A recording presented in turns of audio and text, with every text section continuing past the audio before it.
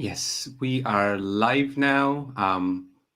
You're listening to Book Talk Bangladesh, a podcast where we bring the books of the world to Bengali readers. Similarly, we introduce Bengali books and knowledge traditions to the global audience. Please visit our website at booktalkbd.org to find our video podcast. We are also available on YouTube and Facebook. You can find our audio podcast on Spotify, SoundCloud, and Google Podcast. In this episode, we are going to discuss dehumanization. I'm your host, Firoz Alam, and joining me, Professor David Livingstone Smith, to talk about his latest book, Making Monsters, The Uncanny Power of Dehumanization. It is an absolutely fantastic book. And this is also a very, very important episode for us. We have been discussing so far all the books under Canada Bangladesh Social Justice Action Research Alliance. About 5 years ago, two very prominent Bangladeshi actors started a group called Book Talk, and we have almost 8,000 readers. Members there are, readers, writers, publishers. So one of the founders, Bonna Mirza, she and I, we talked and we thought about how about all the books that we discuss, we bring it under this. And I have talked to David just moments ago, and he's okay with it. So without further ado, David, welcome to our conversation. Thank you, Firoz. It's a privilege to be Thank you with you. very much. Thank you very much. So this is going to be the first episode of Book Talk Bangladesh, of this sort of conversation, podcast style conversation. And we will make, obviously your book is divided into 13 chapters, and we will try to make small portions of this video and share it on the other platforms so that, it circulates. Obviously, as I have just mentioned to you moments ago, that we don't have access to the book in Bangladesh. So we will try to cover the conversation today in a way so that people who don't have access to the book can get a good idea about the book. And we are hoping that this conversation will probably, encourage people so that, this book gets translated. That would be an That would be amazing, great. amazing venture. Uh, First question to you, David. Yeah. People who don't know you or not familiar with your work, how would you introduce yourself and your work to the people, particularly to our audience who don't know your work and your interest in studying dehumanization? Okay, so I'm a philosopher. I have my PhDs in philosophy, but I'm not the sort of philosopher who plays word games and is interested in conceptual puzzles and things like that. I really think that that's often a waste of intellectual resources. So let me take these glasses off. I'm neither too far nor too close. Um, I'm interested in topics that promise to actually make a difference to life on Earth. Um, and that's how I got into the topic of dehumanization. So, years ago, about 15 years ago now, I was working on a different book, a book on war, and I came across lots of wartime propaganda in which enemies are represented as animals to be exterminated or hunted for fun and so on. And I thought to myself, this is really interesting. What's going on here? Is this merely propaganda? Is this merely ways of talking, or do people take it seriously? And I decided to investigate further. And that led me to my first book on dehumanization, which was published in 2011, called Less Than Human. And I've been working steadily on this topic since then. So I've been trying to understand it, to work out the mechanisms that underpin it, trace its history, and so on, because I think it's a terribly, terribly, terribly important topic. It's bound up with the very, very worst things that human beings do to one another. And if we really, honestly want to put an end to this, to be true to the slogan "Never Again," then we have to understand. We have to understand how this works. Um, and so that's been my mission for the last 15 years. And I think it will continue to be for the rest of my career. Thank you, David. Um, in the preface of your book, first of all, I have to recognize that your book is simultaneously deeply liberating, at the same time very heartbreaking. Yeah. And I think it's very courageous the way you approach. I think a lot of the times when we look away from our own capacity to be brutal to the others, it doesn't serve the purpose. Mhm. So you start the book, the preface, that the Hutu Tutsi conflict. Let's start from there. That audience who are not familiar with the Rwandan genocide and how one group could be brutalized and Yeah. how please tell us about the incident and how you and why you decided to start with that. Yeah. So the Rwanda genocide of 1994, it's not the only genocidal violence that that nation has seen.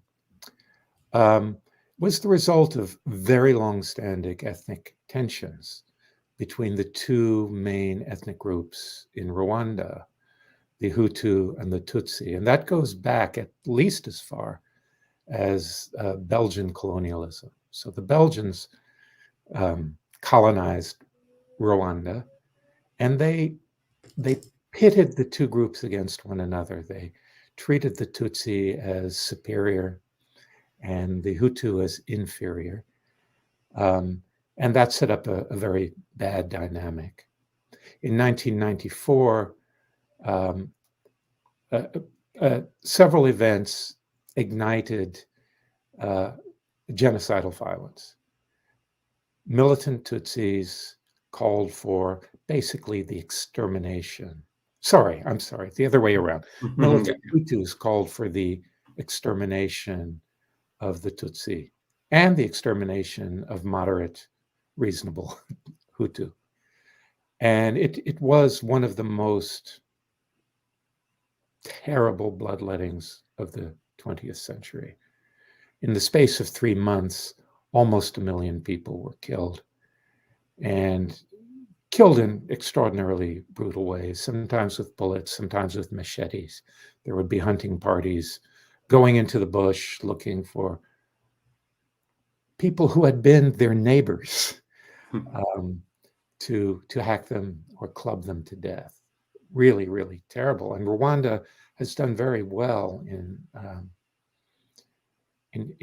attempting to deal with that legacy. Just by the way, so dehumanization played a role in this very famously. The propaganda produced to incite violence against the Tutsi referred to them as cockroaches, hyenas, snakes, and so on. Now, these are not pleasant animals, right? What do you do with a cockroach? Well, you step on it. There's no respect for a cockroach. Similarly, killing poisonous snakes is something which is deeply embedded in Rwandan culture, as you find anywhere where there are abundance of poisonous snakes. Right? I grew up in the southern United States. We have plenty of poisonous snakes, and killing your first snake was a ritual almost in that part of the world.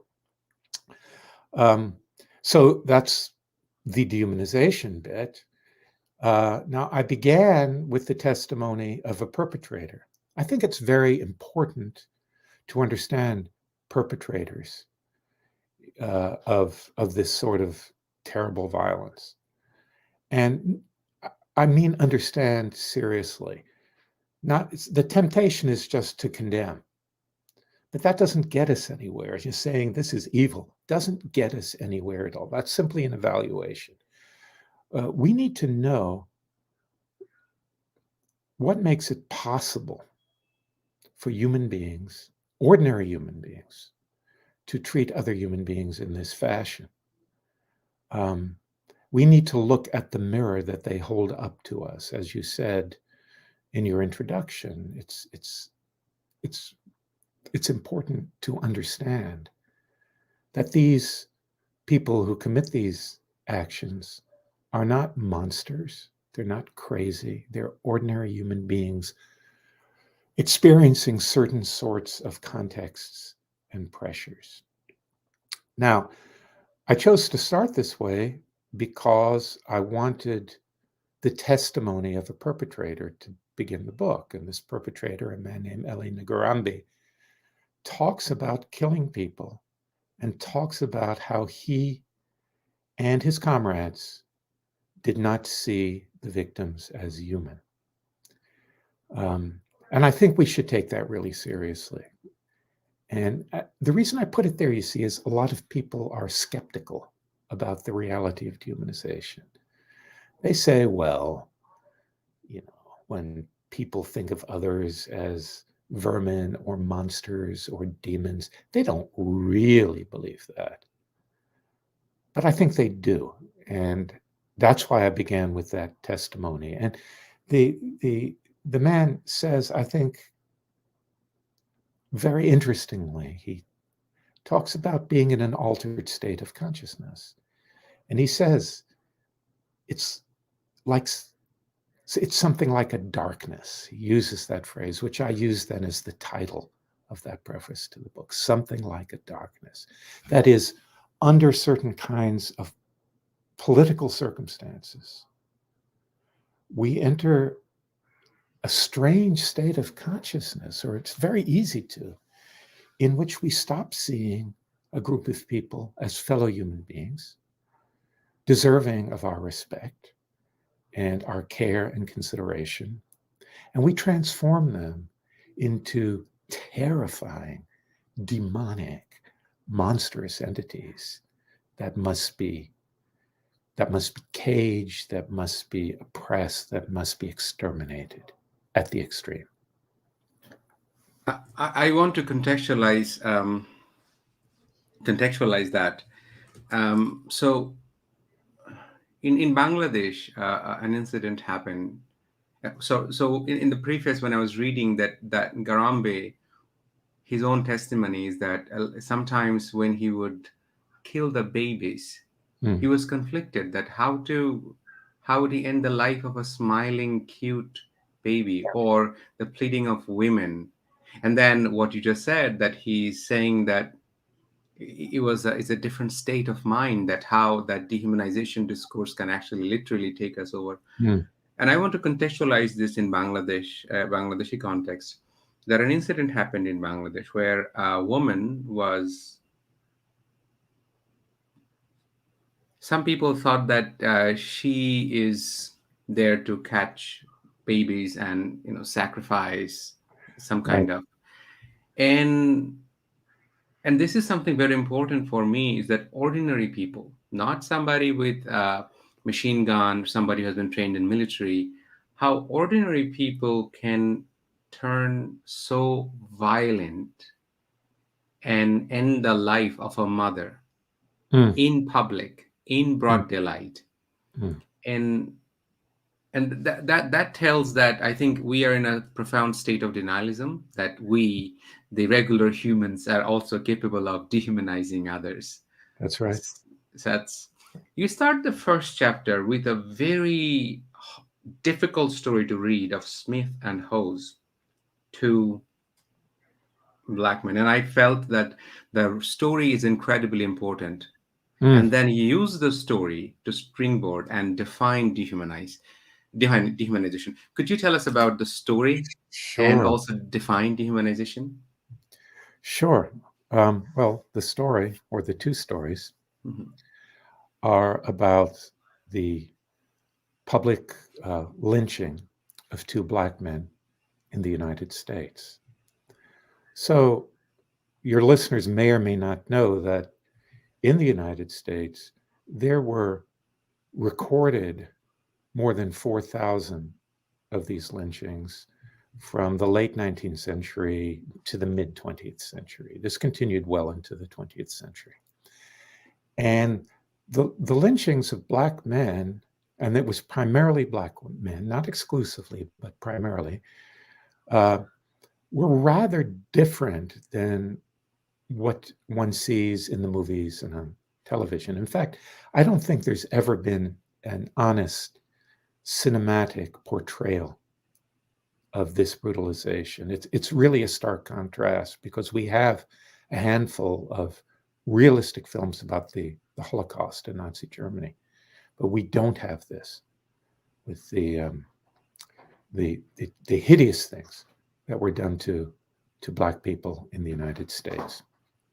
Now, a number of virtually all lynchings involved not just people being hanged, but they involve torture, bodily mutilation, and so on, of the most just unbelievable kind. You think when you read these accounts, you're reading something out of the European Middle Ages.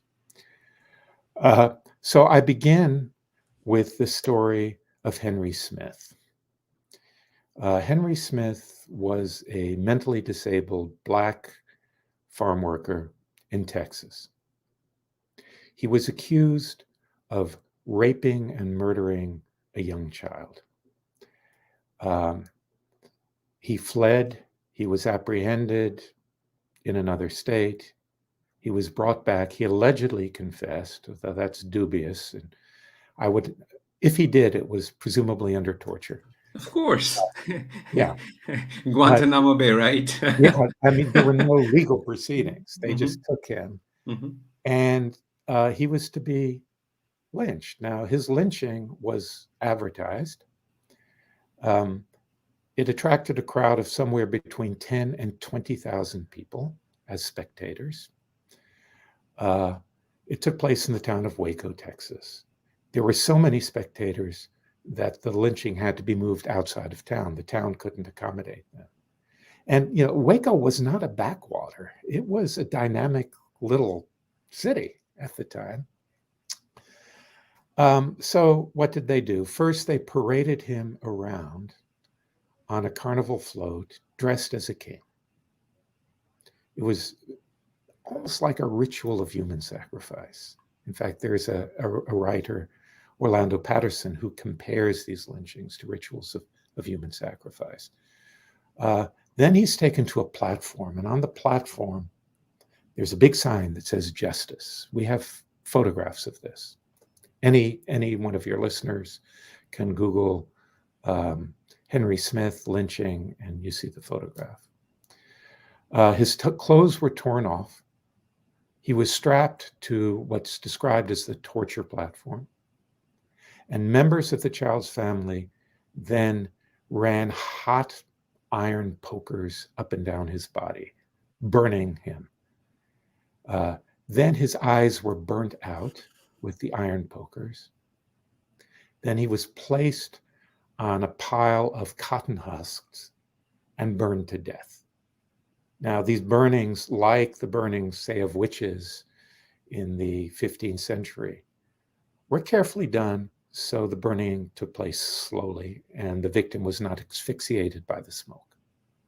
He rolled out of the fire, he was pushed back in, and he was eventually burned to death. Now, there was a very festive atmosphere surrounding this. Schools were closed, saloons were closed, there were professional photographer on hand to take photographs, which were turned into postcards and sold to the public. After the ashes cooled a little bit, the crowd moved in looking for trophies, bits of bone, bits of burnt liver, little bits of hair that survived the burning. These were prized. They were sometimes sold.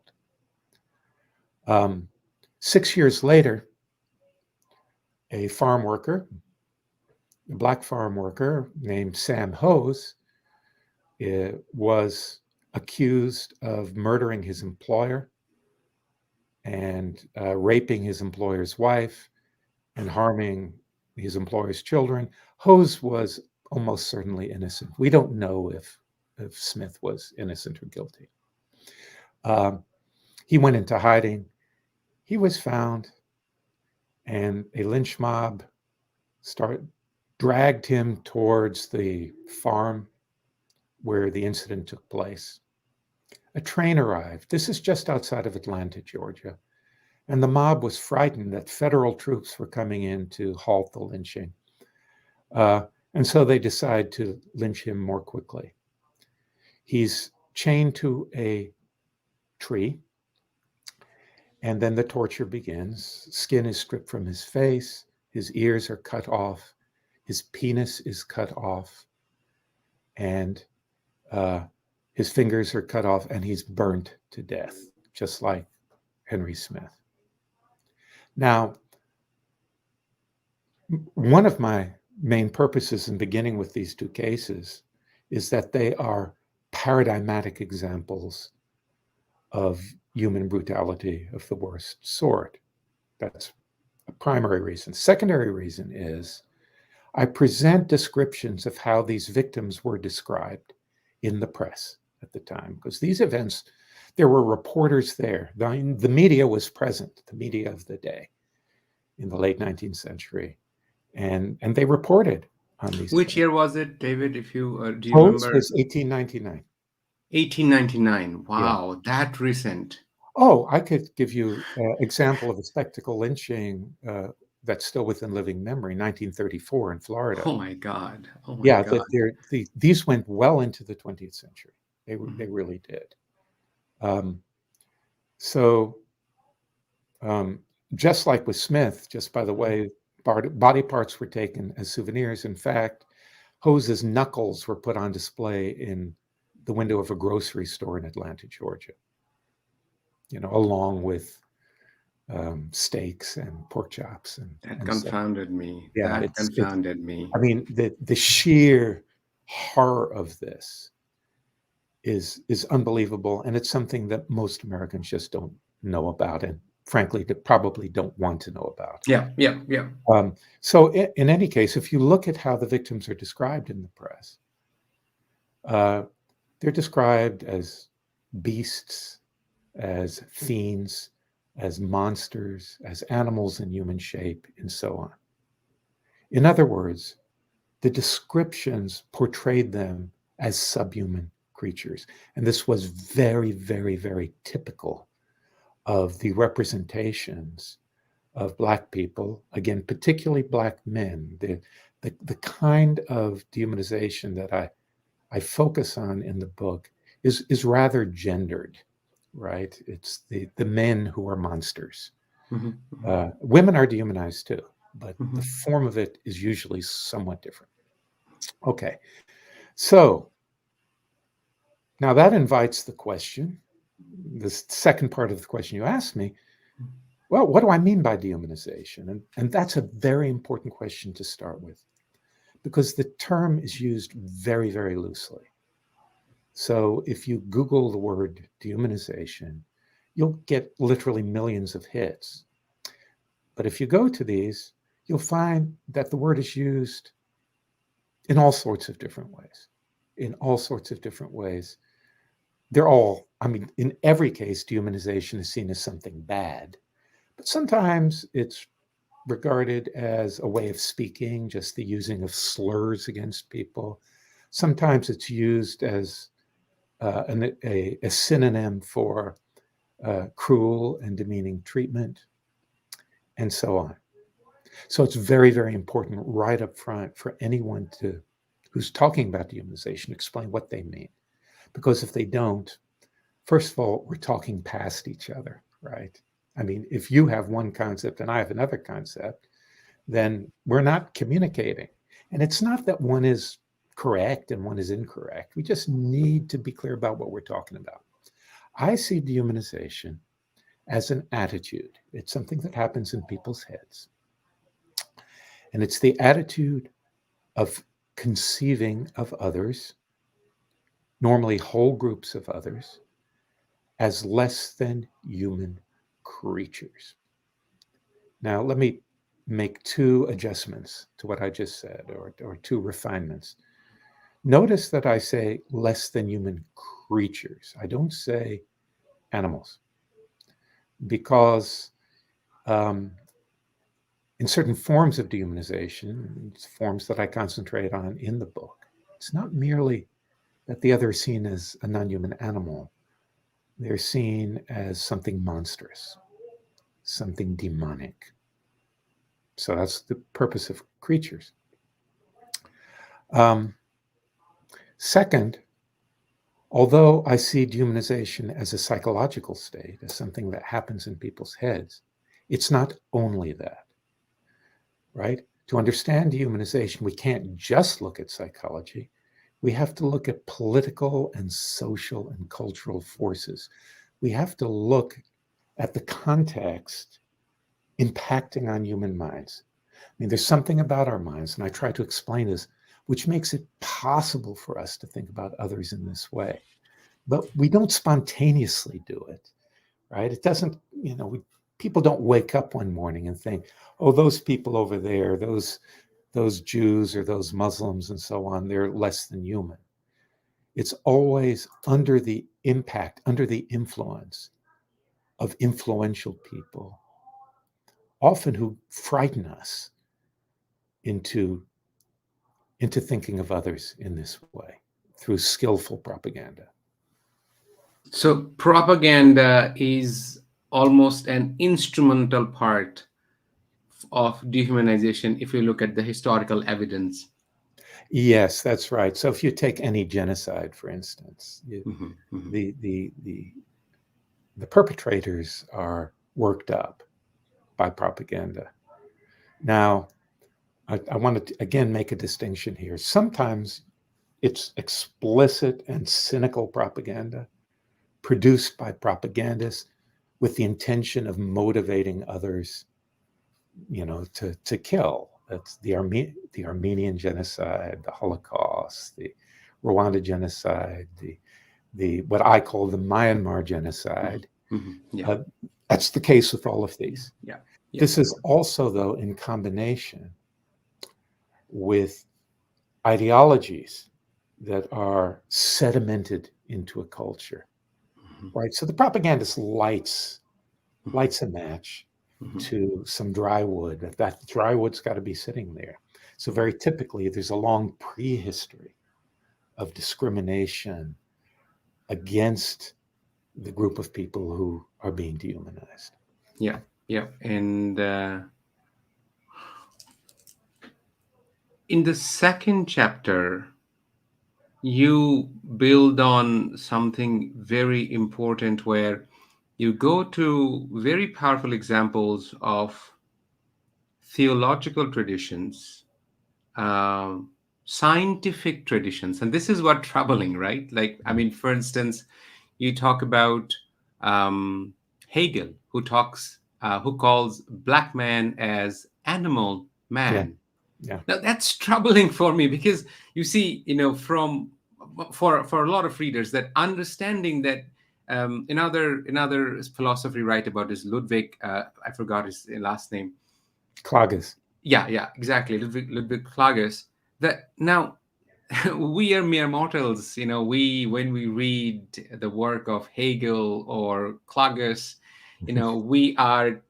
we don't question. And you towards the end of the book, you also talk about the expert opinion and how it Yes, contributes yes. to Mhm. dehumanization. Yeah, Could you tell us what you discuss in the second chapter is that the power of story, theological tradition, and the so-called scientific literature yeah, that blatantly, bluntly dehumanized yeah, lots of groups of people? yeah. So let me begin in this way. As Mhm. I mentioned, there are a number of people who are skeptical of the reality of dehumanization. This is a rather popular position certainly amongst some philosophers uh, these days. And I think that view can only be sustained if one is unaware of a lot of the history of dehumanization. See, people think, oh, it's just using words as weapons, it's an attempt to humiliate or demean, and so on. But they don't really believe it. Oh, we have plenty of cases in which descriptions of others as less than human are clearly meant to be taken literally. Um, and I include some of these in the book. There are many more. Unfortunately, there's a wealth of information um, about this. So um, So yeah, we to anticipate something I'm sure we're going to talk about a little bit later. Here's a feature of human culture, a necessary feature. Philosophers sometimes call it the division of cognitive labor. That is, we have experts. We have experts, and we defer to these experts in our understanding of the world, and we should. So here's a ring, right? This white ring here. You can see it. Um, Now, suppose I thought, well, this is white gold, and I take it to a jeweler because I don't know how to tell, and the jeweler says, no, it's silver. So the jeweler does the jeweler's test. I accept that. Why? Because I put this person in a position of what a philosopher would call epistemic authority. Here's how I like to describe it. They're the person who's supposed to know. We do this all the time, and it's tremendously important, and it's entirely rational to do that. The floor beneath my feet seems without gaps, but a physicist will tell me it's mostly empty space. I look at it, doesn't look like that to me, but I accept what the physicist says because physicist is supposed to know. However, this leap of faith that we do make and we must make can lead us very badly astray. It can be very, very dangerous. When the person who's supposed to know tells us that these others over there, they might look like human beings, but they're not really human beings, not on the inside. Trust me, I'm the expert. That could be a propagandist like political propagandist like Dr. Goebbels in Germany.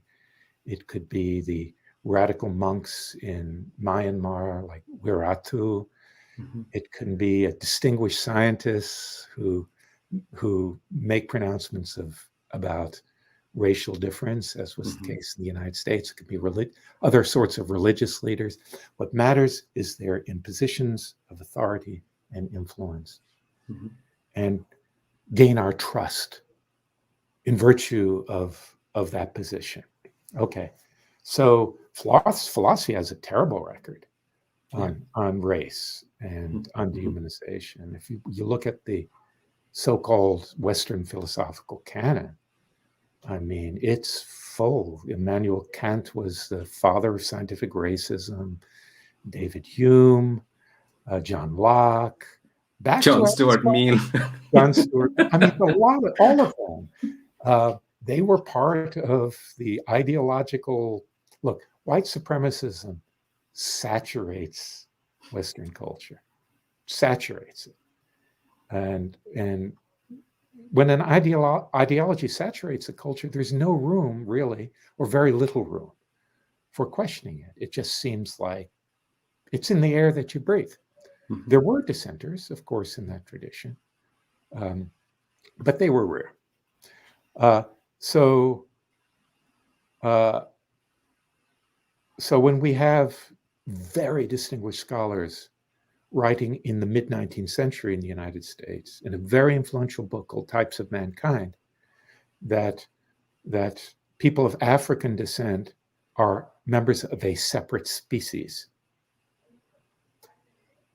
Imagine you're a reader. Well, these are some of the smartest, most accomplished people. They're the stars, they're the cream of the crop. Of course, you readily accept that.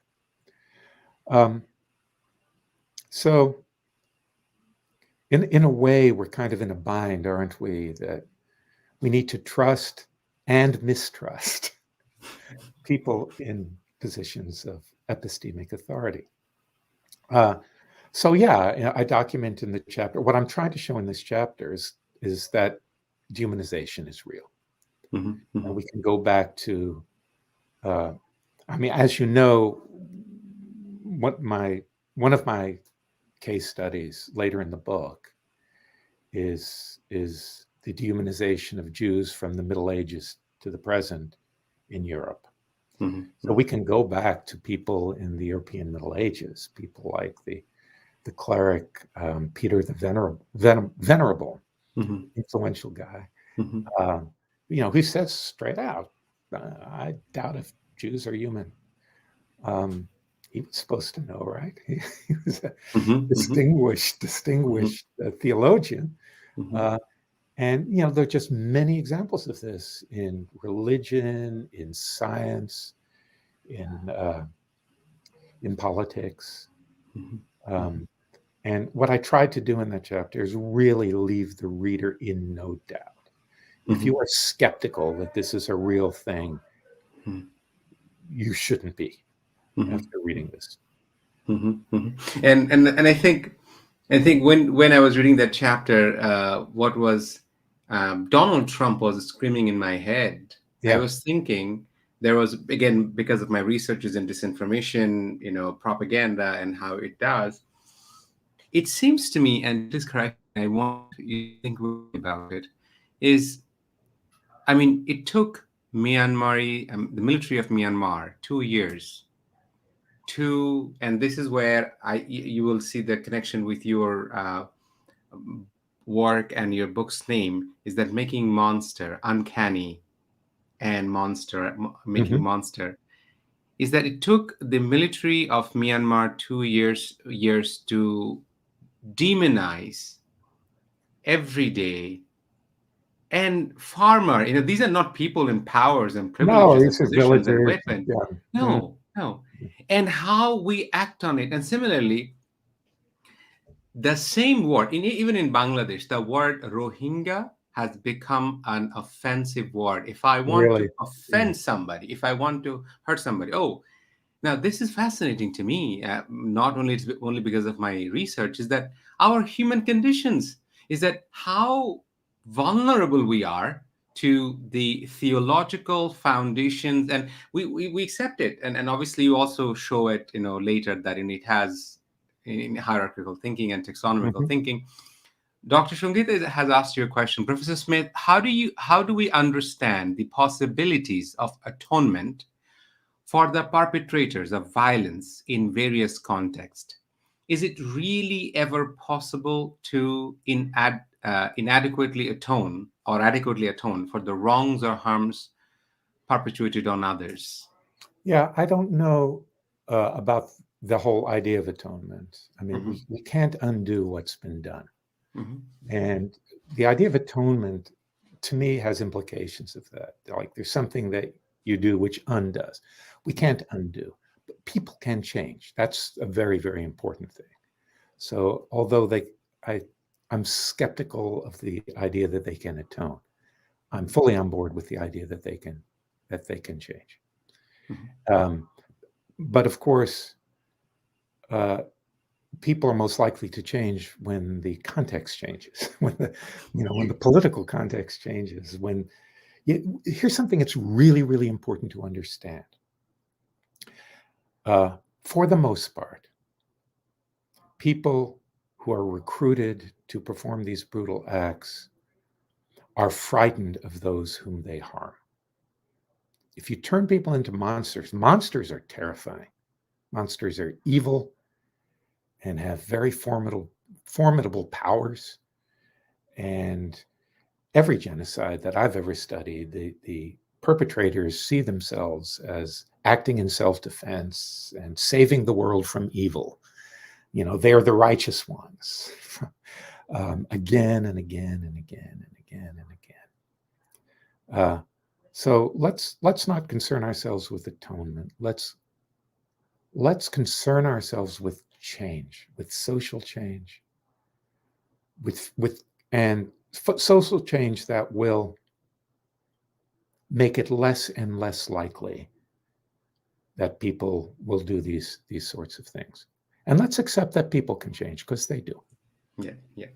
Um, um, Mr. Lenin has written that in response to your expert opinions and expertise on war on drugs and extrajudicial execution by the law enforcement agencies in Bangladesh and uh, beyond. I see. Unf- um, I apologize. Certain time in certain cases, expressing concerns about certain matters might jeopardize the security, Say no even to more. Yeah, voice opinion. Yeah. yeah, yeah. Um, Mr. Abdullah Al-Azad has that um, prosperer civilization constructs A Caliban. Caliban. Okay. Miranda's insecurity, when is overemphasized. Caliban rightly deserves the demonic status. You cannot find ready Ariel everywhere. Demonization is real. Mm. Thank you. Demonization is real. Yeah, Thank you, Azad Bhai, for recognizing and also understanding, and also I think challenging that regular people. I mean, if I want to understand my own subjectivity because I have access to my memories, mm. is that I think as a teenager when I was 14, 15, 16, so many ideas that I had in me, I needed to actively work on them, deconstruct them, intervene them Yeah, through my own journey. And here it came through, obviously, being in social science for a very long time. I don't think that if I didn't have those interventions, I would uh, denounce those ideas. But those ideas are pretty dangerous ideas. yeah, and they colonize our minds, right? Colonialism isn't just outside of us; it's inside of us, Hmm. and Yeah. when it gets in there, it's Hmm. really hard, Hmm. even to question. Yeah, yeah, yeah, and particularly the time where we're leaving is that the technology companies, for making profit, Yeah, um, they are commodifying our attention, yeah, which means that you have companies with $1 trillion worth of resources out there to convert our life into data, means colonizing the consciousness, because yeah, change comes in consciousness. But if the yeah, consciousness mhm, gets colonized, that's dangerous. yeah, uh, yeah, for sure. David, in third chapter, I found it very, very, at least to me, something very important, and I will discuss about it with our students, is that you talk about in the blood. You talk Yeah, about dehumanization. Could you help our sure, audience that what you're trying to bring in the sure. third chapter? So in the third chapter, I start talking about the idea of race, Mhm. and I do that because demonizing dehumanization, in particular, is intimately bound up with ideas about race. Now, that means that we have to understand how the concept of race works. Now, basically, for a long time, the scientific consensus has been that race is invented. So, races are not meaningful biological categories at all. All right. So, you and I would be regarded as racially different by many people. Mhm. Mhm. But either of us, we might be more similar to one another biologically, genetically, than either of us is with people who are allegedly members of our race, Mhm. right? It Mhm. just, the biology just doesn't work. Some people contest this, but it doesn't. Mhm. Race is a folk idea, and um, it's founded on two components. Well, first of all, actually, let's go back a little bit, and I will get into the blood, right? You need this background. Um, Races get created historically when one group of people wants to exploit or harm another group of people. And that other group of people then is conceived of as fundamentally different from us, first, and inferior to us. That's very important. So when we say inferior, right away we're thinking hierarchically. There are superior kinds of people and inferior kinds of people. We, of course, are superior and they are inferior. Well, what about permanently, essentially inferior? Well, this is based on the idea that race is not primarily about how a person looks. It's about something inside of them, something that makes them fundamentally different. And appearance is merely a symptom, right, um, of this deeper something. Uh, there's a body of psychological research about that way of thinking, and it's called psychological essentialism. So it's the idea that the kind of living thing that a being is determined by some invisible set of properties on the inside that makes them what they are. Okay.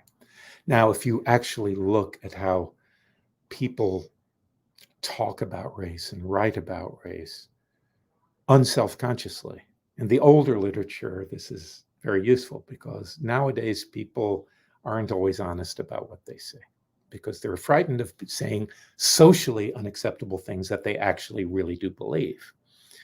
Um, so the idea is then your race is biologically transmitted, typically from your parents by descent. There are other variations on this. They're all forms of biological transmission. So, put crudely, you are the race that your parents are. Race is a matter of descent.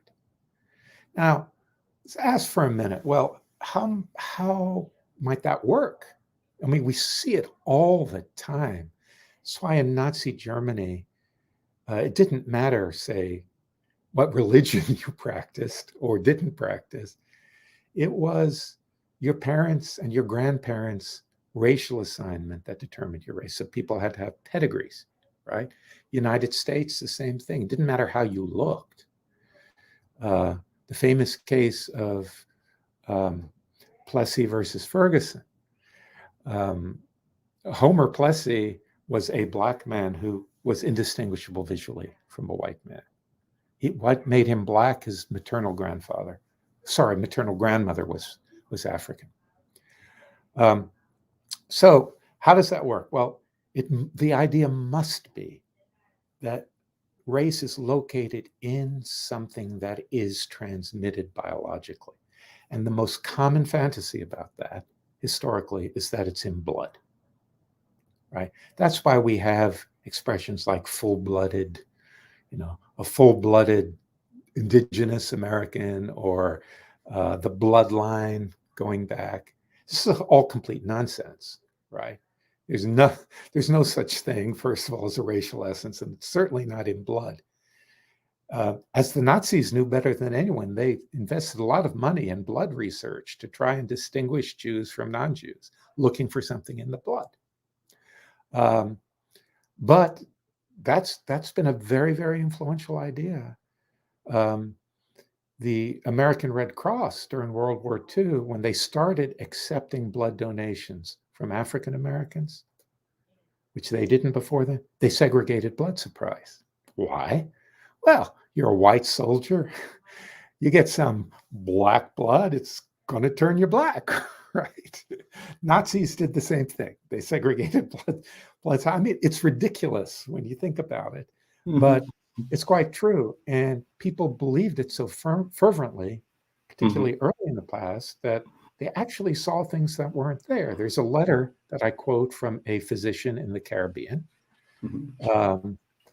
from, must have been the 18th century, who's writing to a colleague in England and saying, well, he's observed the blood of these enslaved people, and it actually is black.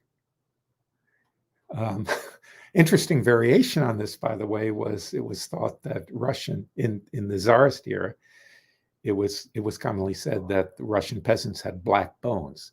Now, anyone could verify that that's not the case, but that's the power of these ideas, you see. So in the blood. Now, nowadays, people who think they're a little bit more sophisticated say, well, yeah, it's in the genes. There are racial genes. Another completely nonsensical idea. It's just false. There are some genes which are more or less prevalent in different groups of people, but there are no proprietary racial genes. But this idea has such a powerful grip on the human imagination, this essentialism and the idea of race being something real that's inside of you, that's passed on biologically. And I think when I was reading, and you bring the story of Frederick Douglass and another scientist, who are talking about, I mean, do I not yes, I'm in black skin. I have different hair texture. Yeah, Let me ask you a personal question, because sure. at one point you write about how your daughter looks at rats, and your Yeah, grandmother, yeah, how she looked at rats. yeah. Now, you're a philosopher, your wife is also a philosopher, Mhm. and you both are raising a daughter. How does your understanding of race relations, how does your understanding the world has actually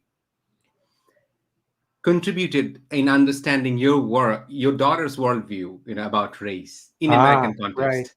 Well, I'm not sure. So my Hmm. daughter is from a previous marriage, Okay. and uh, I was less involved with these issues when she was young. Okay. Um, Now, I had the same sensibilities. I mean, Hmm.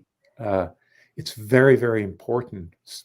There are important pieces of my own history Hmm. right here. I grew up in the Deep South in the 1950s and 60s. It was the Jim Crow era. Everything was segregated. So I was exposed to these things. But my family moved from New York City to the Deep South. So I wasn't part of the culture, right? Hmm. It hadn't been, it hadn't colonized my mind, particularly also as my mother was the daughter of Jewish refugees from Eastern Europe. Hmm. Hmm. Uh, so a child growing up in those circumstances just can't help seeing there's something terribly, terribly, terribly wrong. Hmm. Um, Now, my grandparents' influence on me, because a lot of my childhood I was in an extended family, Hmm. um, was profound. Especially my grandmother, who was a self-educated woman. She had to leave school in her early teens. Hmm. Her father had abandoned the family. Her mother was dead, so she had to go to work. But she was a brilliant, self-educated woman, and she was particularly interested in and knowledgeable about the history of racism, Hmm. anti-Semitism, and so on.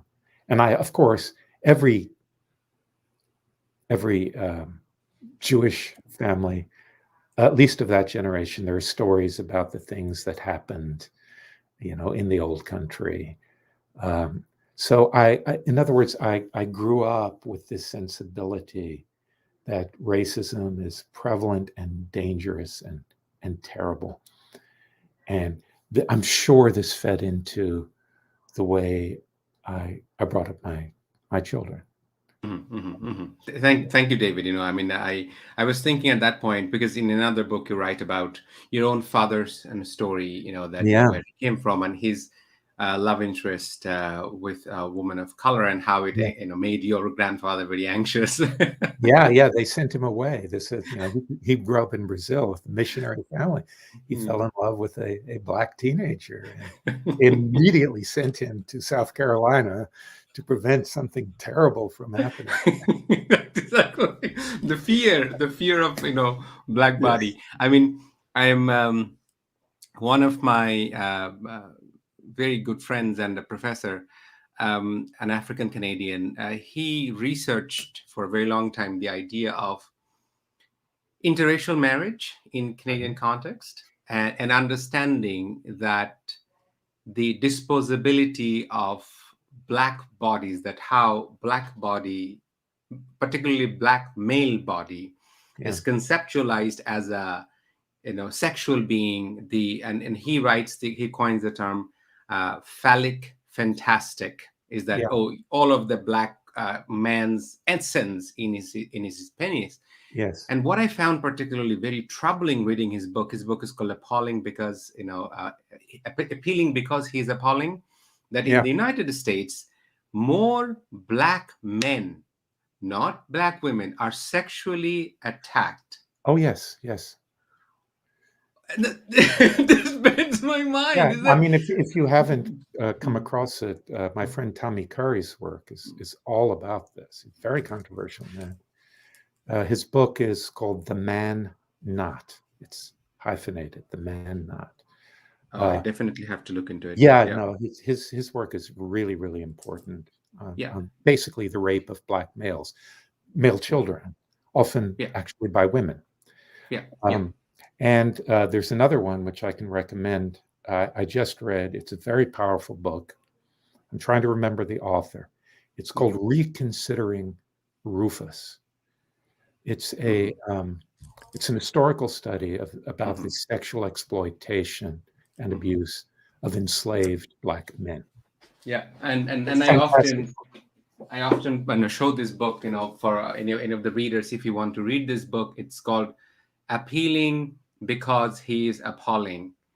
Okay. And in this book, and this is what a lot of the times I think it boggles my own mind, is that how in the United States the highest number of sexual assault recorded is on Black men, then Black women, Mm, and then white women. And yeah, this gives me an idea that how racialization is used to dehumanize. Now, David, absolutely. you use a very powerful construction in your book discussing that how objectification is different from dehumanization. Yes. Could you speak about it, please, and also Yeah. bring So, thought here? okay. So Mhm. remember my, I have two thoughts going at the same time. Please. Sorry. Uh, I'm thinking like, which path do I want to go down? I'll go down this path and maybe later the other path. Yeah. Yeah. So look, there are lots of phenomena Mhm. um, that are closely related but not the same. So let's look at um, let's look at anti-gay prejudice. Let's look at Mhm. homophobia or transphobia. Let's Mhm. look at sexism and misogyny. Yeah. All of those are really terrible things, Mhm. um, but they're all different. They work differently, and dehumanization is as I define it is different from all of them. So objectification. So think of my definition of dehumanization. It's the attitude of conceiving of others as less than human creatures. Objectification does not work that way at all. Objectification, like we see, for instance, in representations of women in certain forms of pornography, uh, is the attitude of thinking of the other as an object to use, right?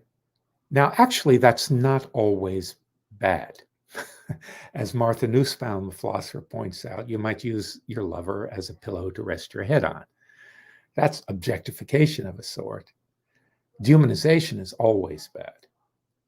Dehumanization is always toxic. Often, objectification is toxic, but it's not the same at all.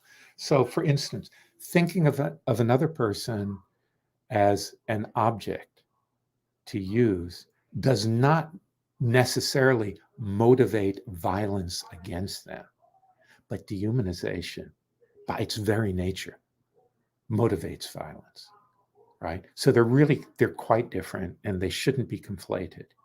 And if we want to, eliminate the the toxic forms of objectification, we need to study objectification and not confuse it with, say, the genocidal violence that we find accompanying dehumanization. Yeah. Especially in graduate school, if you study social science, we hear the word essentialism a lot. Now, you use in the fourth chapter that the psychological essentialism that is at work, that is a very powerful tool for dehumanization. Now, Yeah, could you talk about it, please? yeah, good. Because I'm glad you raised that, because the term essentialism is in many ways even more confusing than the term dehumanization. Mhm, So mhm, the mhm, term goes way back.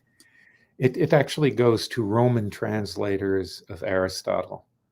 Aristotle had a couple of Greek phrases which were just untranslatable into Latin. So the translators had to make a term up, and the term they used is essentia.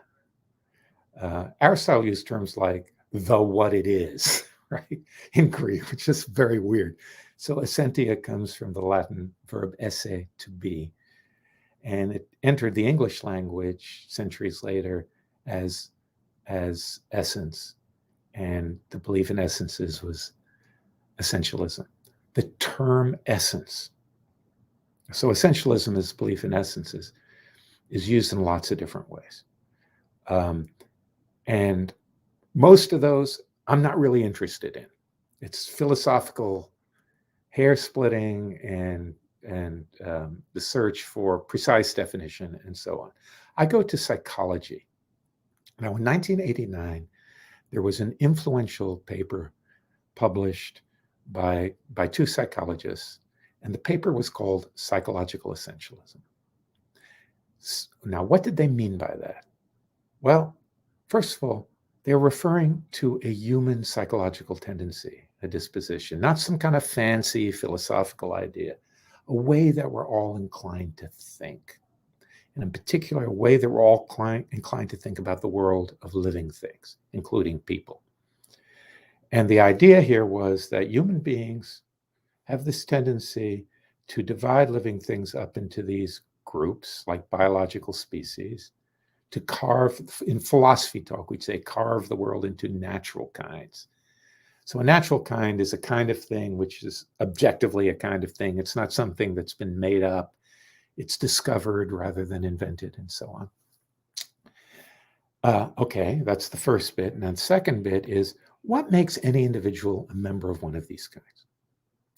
Well, on the essentialist way of thinking, the way of thinking that we're all prone to, it's not how the thing looks.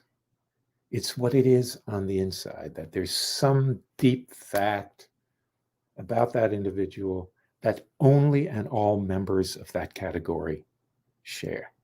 So let me illustrate. Let's illustrate with human beings.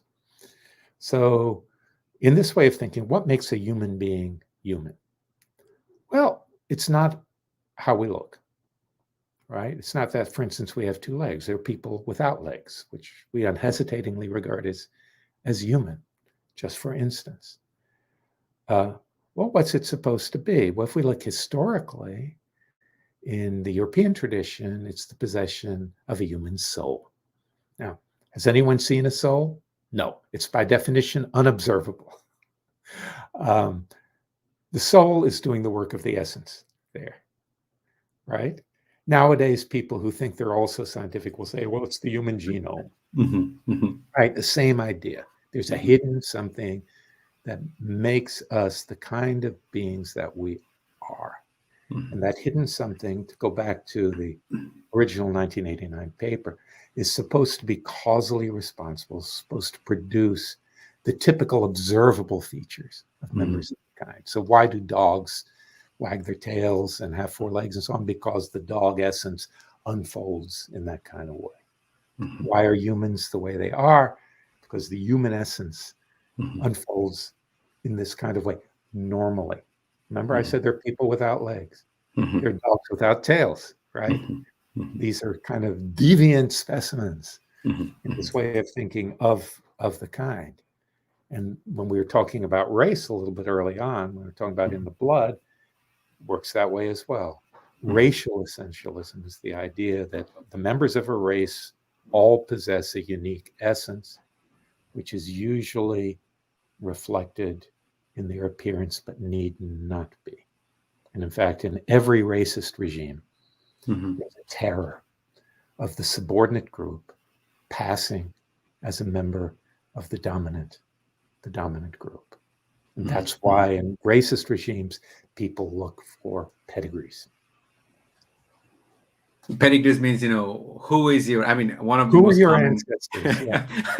one of the most common questions that I love hearing, and I say sarcastically at the same time, very politically, is, so I come from a village and I don't come from a famous family. So I don't have any, I'm the first in my 11 siblings at university. So sometimes, people that from, would say, so where are you from? So actually, where are you from? Yeah. So I often, I hear that and I try to understand they're struggling seriously to put me, are you going to put me in this shelf or are you going to put me in this shelf? So Yes, yeah, that exactly. In fact, there's a wonderful paper by philosopher Charles Mills called Mhm. "Where Are You Really From?" So I would imagine if someone asks you that, you say, "Well, Canada." Say you're visiting the States. "Oh, I'm from Canada." No, where are you really from?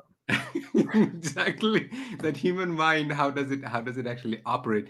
And I Yeah. think a lot of the times, at least in Bangladeshi context, because being a teacher and when I work with young kids, I mean, when I say young, I mean high school students or probably early college students, is that a lot of the essentialism about women, oh, this is women alike there, and we don't understand that how that essentialism actually makes us violent Mm, towards women. Um, and obviously, members of other communities that, or once you subscribe to a certain ideology, because you subscribe to a certain ideology at one point in your time, you have been demonized, you have been made a monster forever. yeah, Now, there is no redemption out of that. That yeah, is it. that's right. Because if you're being a Mm, monster is forever, right? yeah, You have a exactly. monstrous essence. Mhm. Essences can't be changed. Yeah, So yeah, it's a life sentence. Yeah. yeah, That's a yeah. terrible way of thinking. Yeah. And I personally, I feel very nervous and I feel sad when somebody is attributed, this is she's David's daughter. Obviously, she is a genius because David is a philosopher. David is this and that. This is Yeah. I think this is a dangerous way of thinking. Of course it is. Yes. Yeah, and then obviously from reading your book, I understood that even when we attribute, I mean, obviously the Jews have been perceived to be super intellectual people with Yeah. capacities. And in my research, I find that, okay, what kind of conspiracy theory people subscribe to is that, oh, a group of, Jewish people are controlling the entire Oh global yeah. Yeah. system. Um, So, there's a yeah. great Jewish joke. The What's that? Jewish guy goes to heaven and he Mhm. asks God, he said, "Is it true we're the chosen people?" God said, "Yes." And he says, "Next time choose someone else." Exactly. Choose someone else. Yeah, that's wonderfully put. Uh, choose someone else. Exactly. Chosen people. It has a Yeah. price. Um, Mr. Lenin has a wonderful observation, and that Western experts should stop racist remarks by saying Bangladesh is an overpopulated country while dealing Rohingya issue. It's development. Development wallas means people who peddle development discourses, Yeah. false construct, and other dehumanizing process as well. Yeah. So obviously I'm not too familiar with the situation in Bangladesh. Mhm, I'm only slightly familiar. mhm, But the idea mhm. of overpopulation is very commonly associated with dehumanization, Yeah, yeah. right?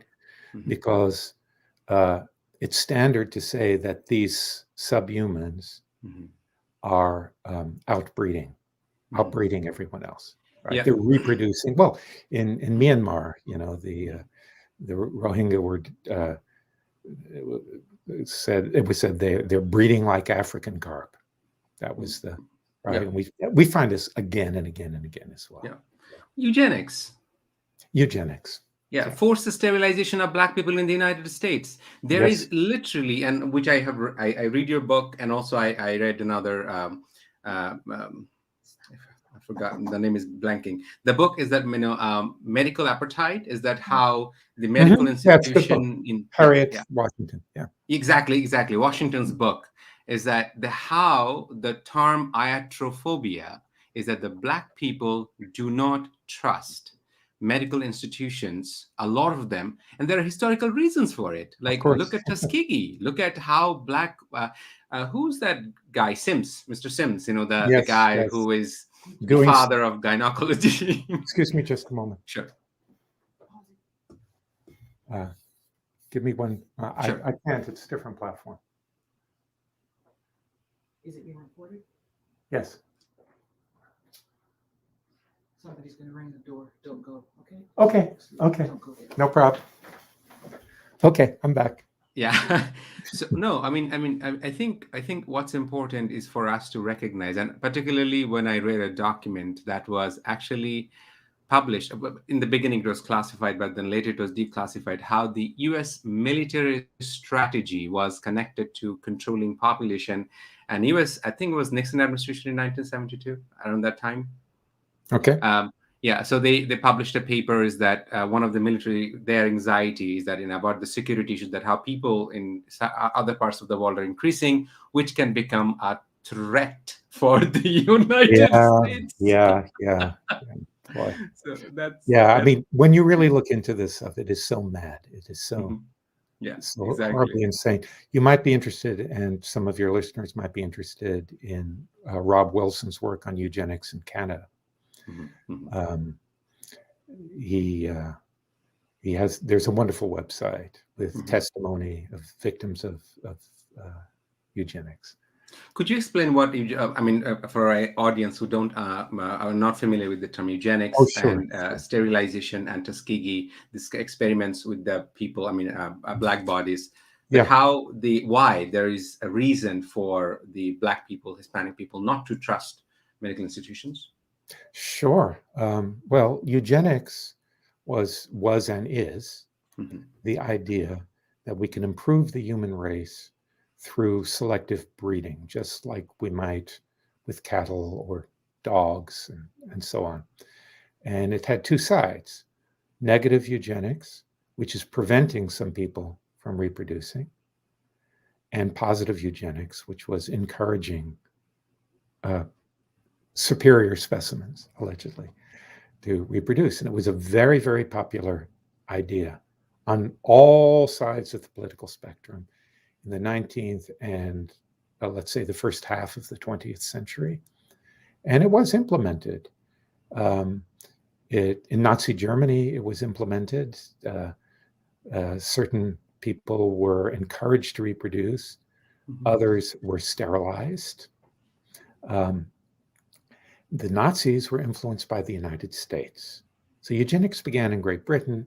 It was exported to the United States. The Americans just ran with it, and the Nazis really looked. They greatly admired American racism, right? Our extermination of Native Americans, our Jim Crow legislation, which became part of the basis for the racist laws instituted in 1935 in Nazi Germany, and so on. So eugenics, the idea, part of the idea, because there are different versions of it, was to weed out basically non-white people, right? And make the world white. um, uh, and this was thought. Some people thought, well, this is just going to naturally Hmm. happen. Hmm. Hmm. People supporters of colonialism, when whole peoples were exterminated, like the Tasmanians in Australia. But there were definite, programs of sterilization to make sure Hmm. that, Only the whites that exist. it Yeah. happened. Yeah, yeah. Hmm. Now, Hmm. running parallel to that was um, medical experimentation on people of color.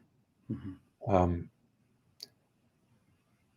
Now, and actually, I'm saying let's revise that a little bit, because the language of race is so confusing. Hmm. Medical experimentation on those regarded as racial inferiors. Yeah. I say that because, of course, Hmm. in the extermination camps in Poland Hmm.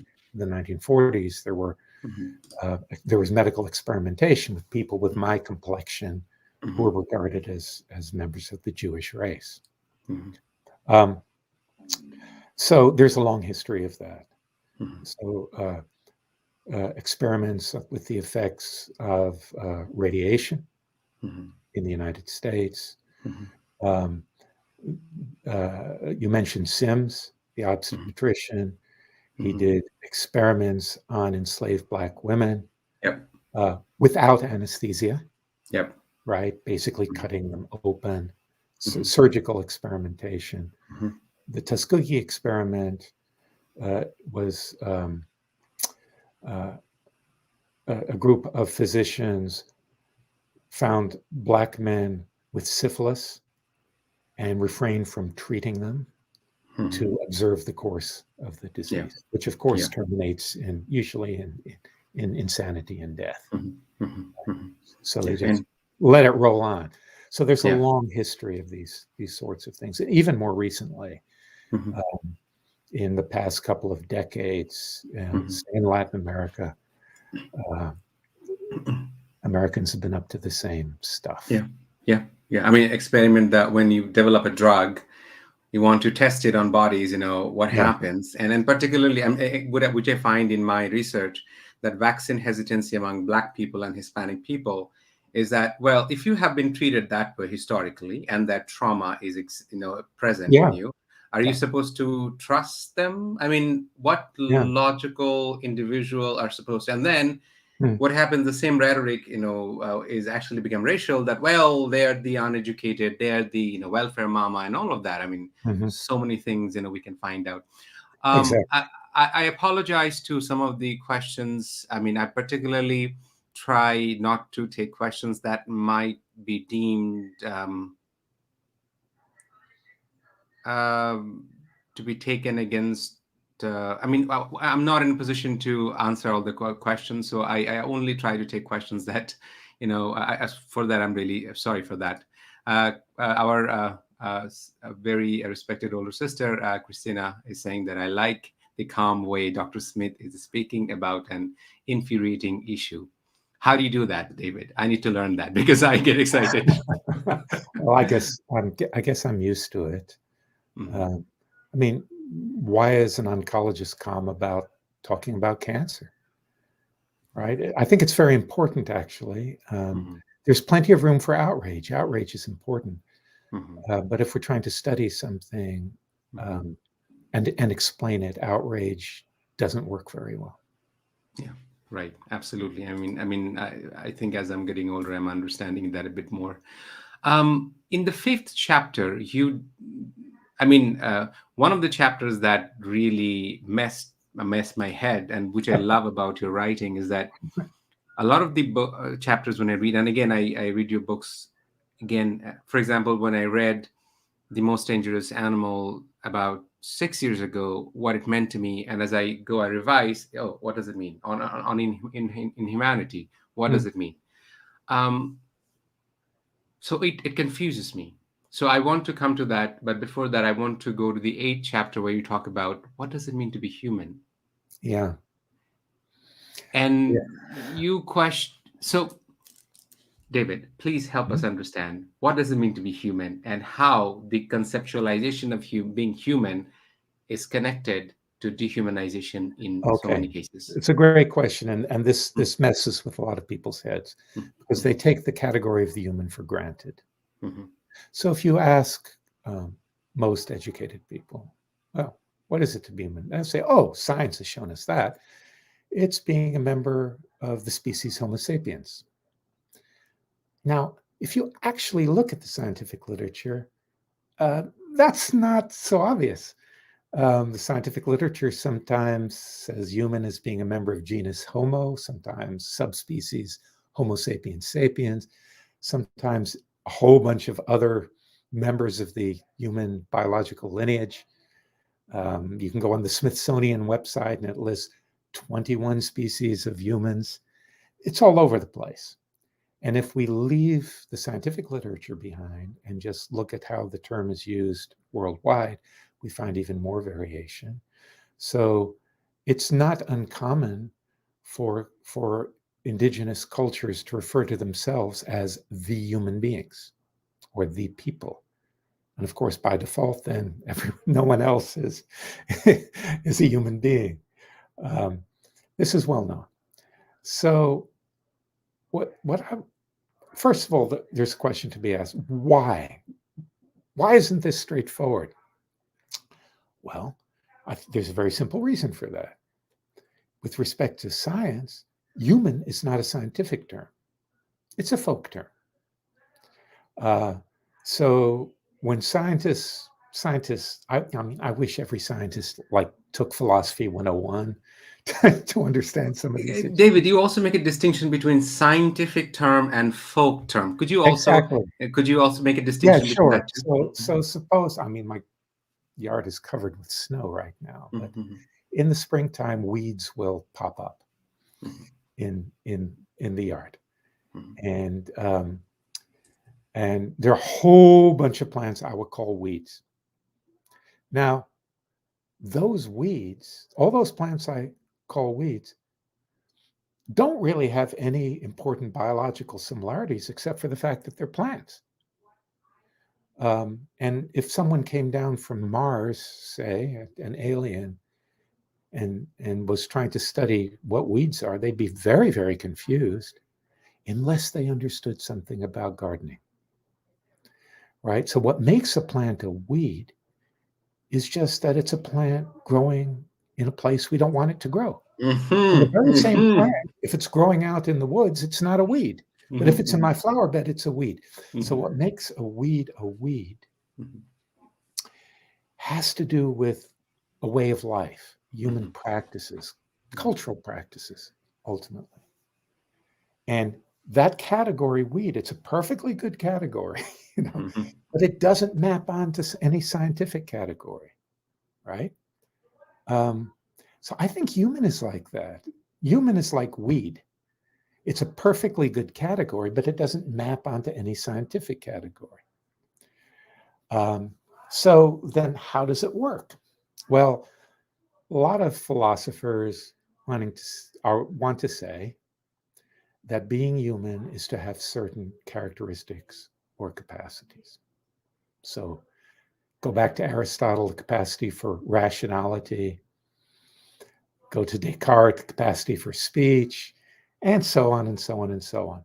That's a really bad approach because there are always people then who do not fit the description.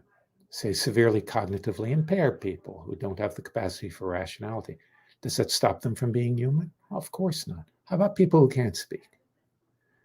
How about even dead people? Dead people are human? They're just dead humans, right? So this is a very problematic approach, and it leads to bad things because it excludes some members of us from the category of the human. We see this very strikingly, for instance, in the Nazi euthanasia program.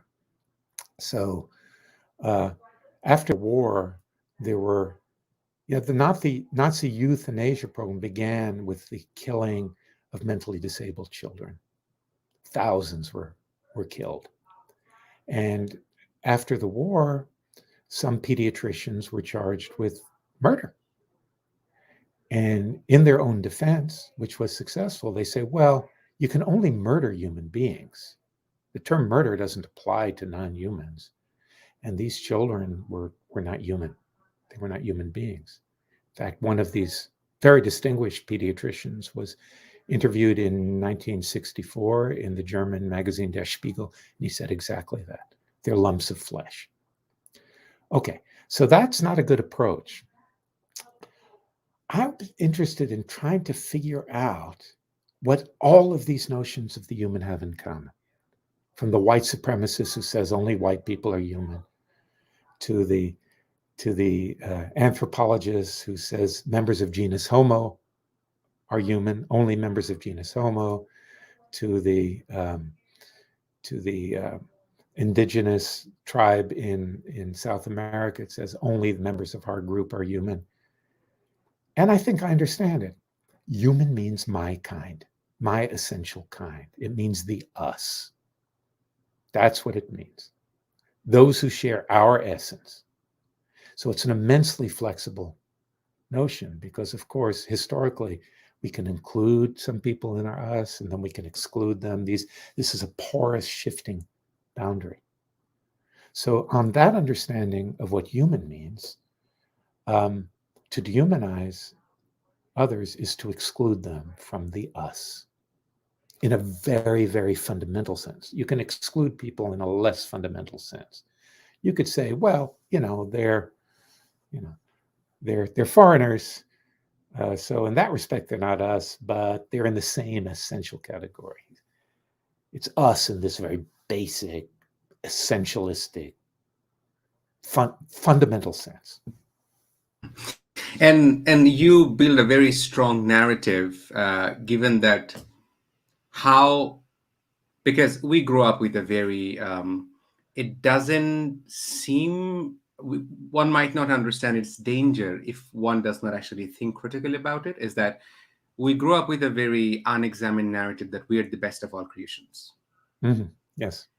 And so I when I tell my students, I say it this way, is that because obviously it's also from religious scripture. I mean, all the Mm-hmm. monotheistic religion, we are the best of all creations.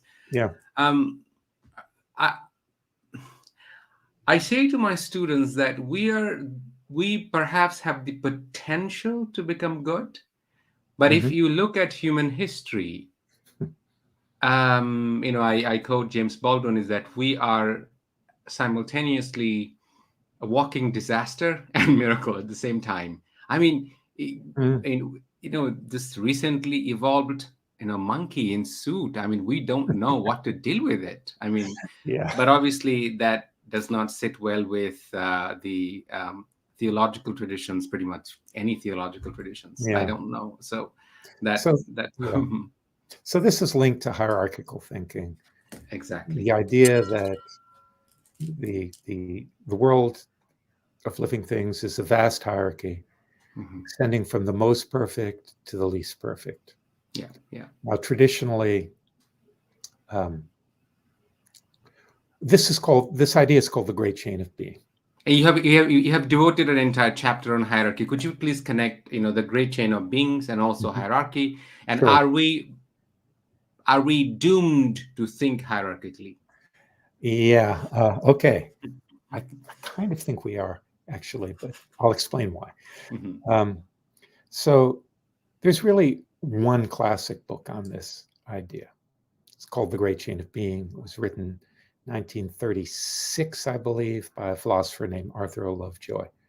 It's a brilliant piece of scholarship, although I think in some ways it's fundamentally mistaken. So, what did Lovejoy say? And almost everyone who writes on this goes to Lovejoy and repeats what Lovejoy said. Well, Lovejoy said that in late antiquity, in the Greco Roman world, an idea developed, cobbled together from ideas taken from Plato and Aristotle, that the world is arranged like a hierarchy. So it's a hierarchy with various ranks, right? Um, the highest rank corresponds to the most perfect beings, the lowest rank, the least perfect, and every kind of living thing has a place in the hierarchy. Lovejoy said this idea continued through the Middle Ages and died out in the late 18th century or early 19th century with the beginnings of scientific biology, most notably Darwin's work. Okay, so the idea was then, let's put it more simply, God's at the top. God is perfectly perfect in the monotheistic traditions. Then in Europe, you had various kinds of angelic beings immediately below God, archangels, angels. Human beings modestly place themselves just below the angels, and then various other kinds of animals and plants, and then at the bottom, inanimate matter. Now, what determines the place of a being on the hierarchy? Well, I said the degree of perfection. Human beings are supposed to be made in God's image, whatever that means. And so, of course, we're very high up in the scheme of things. Um, you could look at it this way: it's value, it's intrinsic value. How much value does the kind of being have? How much does its life matter? The higher a being is on the hierarchy, the more its life matters. Now, the idea of hierarchy is super important for understanding dehumanization, because if we think of others as subhuman, what does it mean? It means less than human, it means lower on the hierarchy. And of course, because things are lower on the hierarchy, then we can treat them in ways which it would be impermissible to treat human beings because their lives don't matter as much. We can exploit them, we can kill them, we can eat them, and so on. Lovejoy was wrong, first of all, to say that this died out. It hasn't died out. We all still operate with this idea. You know, a fly buzzing around your room, if you were inclined to swat it, and I looked horrified at you and said, how could you kill that precious living thing? You're going to say, what? It's only a fly. And even if you're a vegan, you're killing carrots and cabbages and things. Those are living things. Well, why? Because they're only carrots and cabbages. And I'm going to come back to that in a second. So he's wrong. It's very much alive in our way of thinking. Second, it's not exclusively European. We find this all over the world. You know, we find it in cultures quite remote from European cultures. Now, we don't find it everywhere, and that's important too. There are some indigenous cultures where we do not find it. And there's a reason why. So, what's the reason, David? And why don't we find that in indigenous okay. culture? Mm-hmm. I think that the idea of hierarchy Mm-hmm. is a solution. It began as a solution to a problem. I call it the problem of killing. Okay. So, in order for any animal to survive, it must kill or dismember other living things, right? Even deer, grazing deer, they pull the leaves, they dismember plants. In our history, being omnivorous, we've had to kill. We've killed plants, certainly, and we've killed animals to eat, and we have not just killed them, exploited animals for various reasons. And as well as killing them, of course, we made things out of them, out of bone, out of hides, and so on. This was very important to our success as a species. But we're human beings, and we look for reasons for things. We have to justify what we do, and we have to justify, in particular, why it's illegitimate, it's wrong for us to kill members of our community, but perfectly okay to kill other things, and often other people, right? Hierarchy, the idea of hierarchy gives us a way of justifying killing, right? With the idea that it's illegitimate to kill one another, other human beings, other members of the us, because human lives matter. But it's perfectly legitimate to kill sheep and deer and goats and so on because they're lower on the hierarchy. Their lives don't matter in the same way. They have less intrinsic value. Now, I said this is not found everywhere. There's another and probably much earlier way of dealing with the problem of killing. But before going into that, let me say, of course, that the idea of hierarchy, scientifically, it's nonsense. Right? There aren't higher and lower beings. You know, every kind of creature, every kind of organism is just really good at what it does. And we're certainly, you know, if we want to put on airs, we're certainly not the most successful species, not by a long shot. We haven't even been around very long. Yeah. Even cockroach is older than us. We are junior to cockroach. Okay, and blue-green algae, Yeah. way older than cockroaches. They've been virtually unchanged for millions and millions and millions of years. Exactly. So if success is the criterion, and we're going to make ourselves extinct before long anyway. I think we'll have a fairly short career.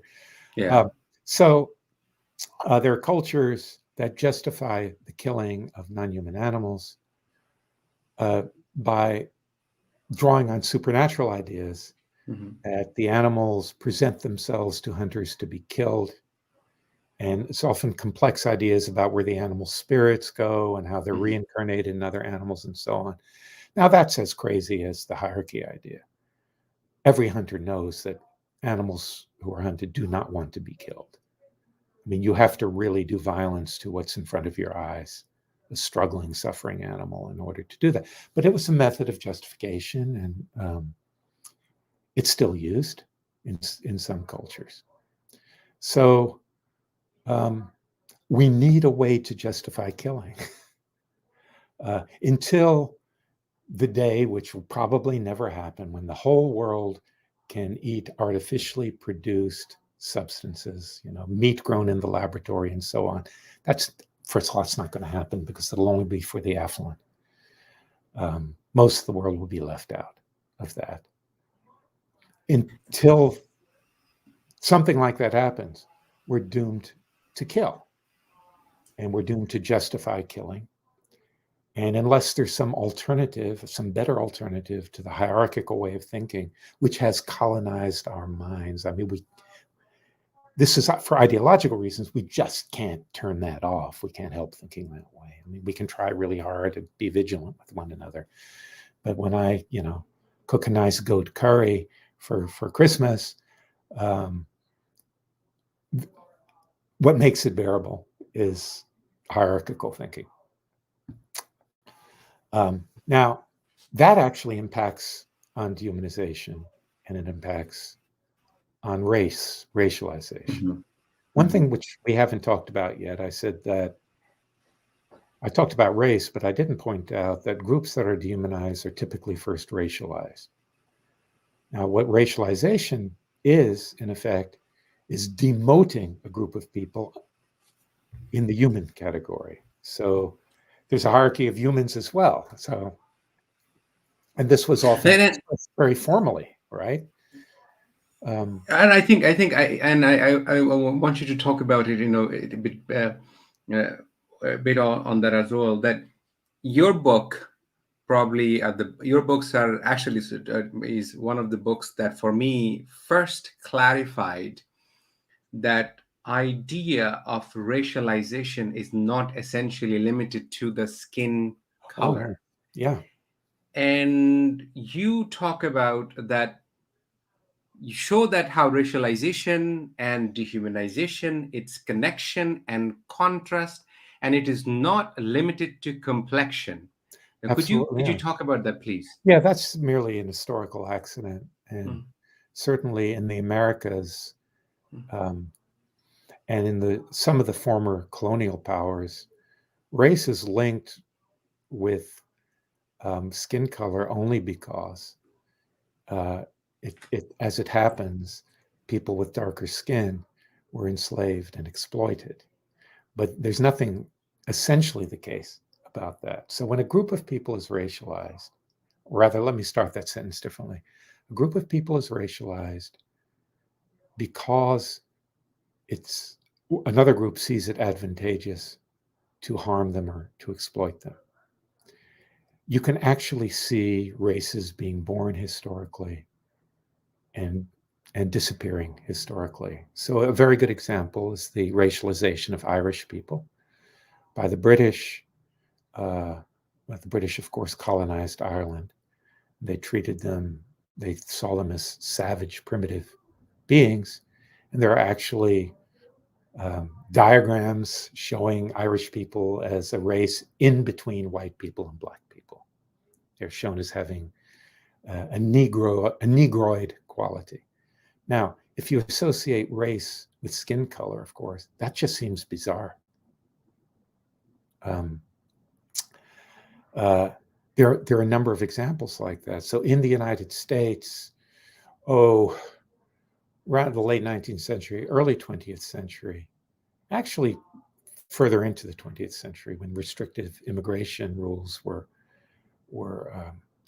laid down in the 1920s, lots of Europeans were seen as racially alien, and not just people with dark skin like Southern Italians, Mm-hmm. Poles, Russians, Ashkenazi Jews like myself.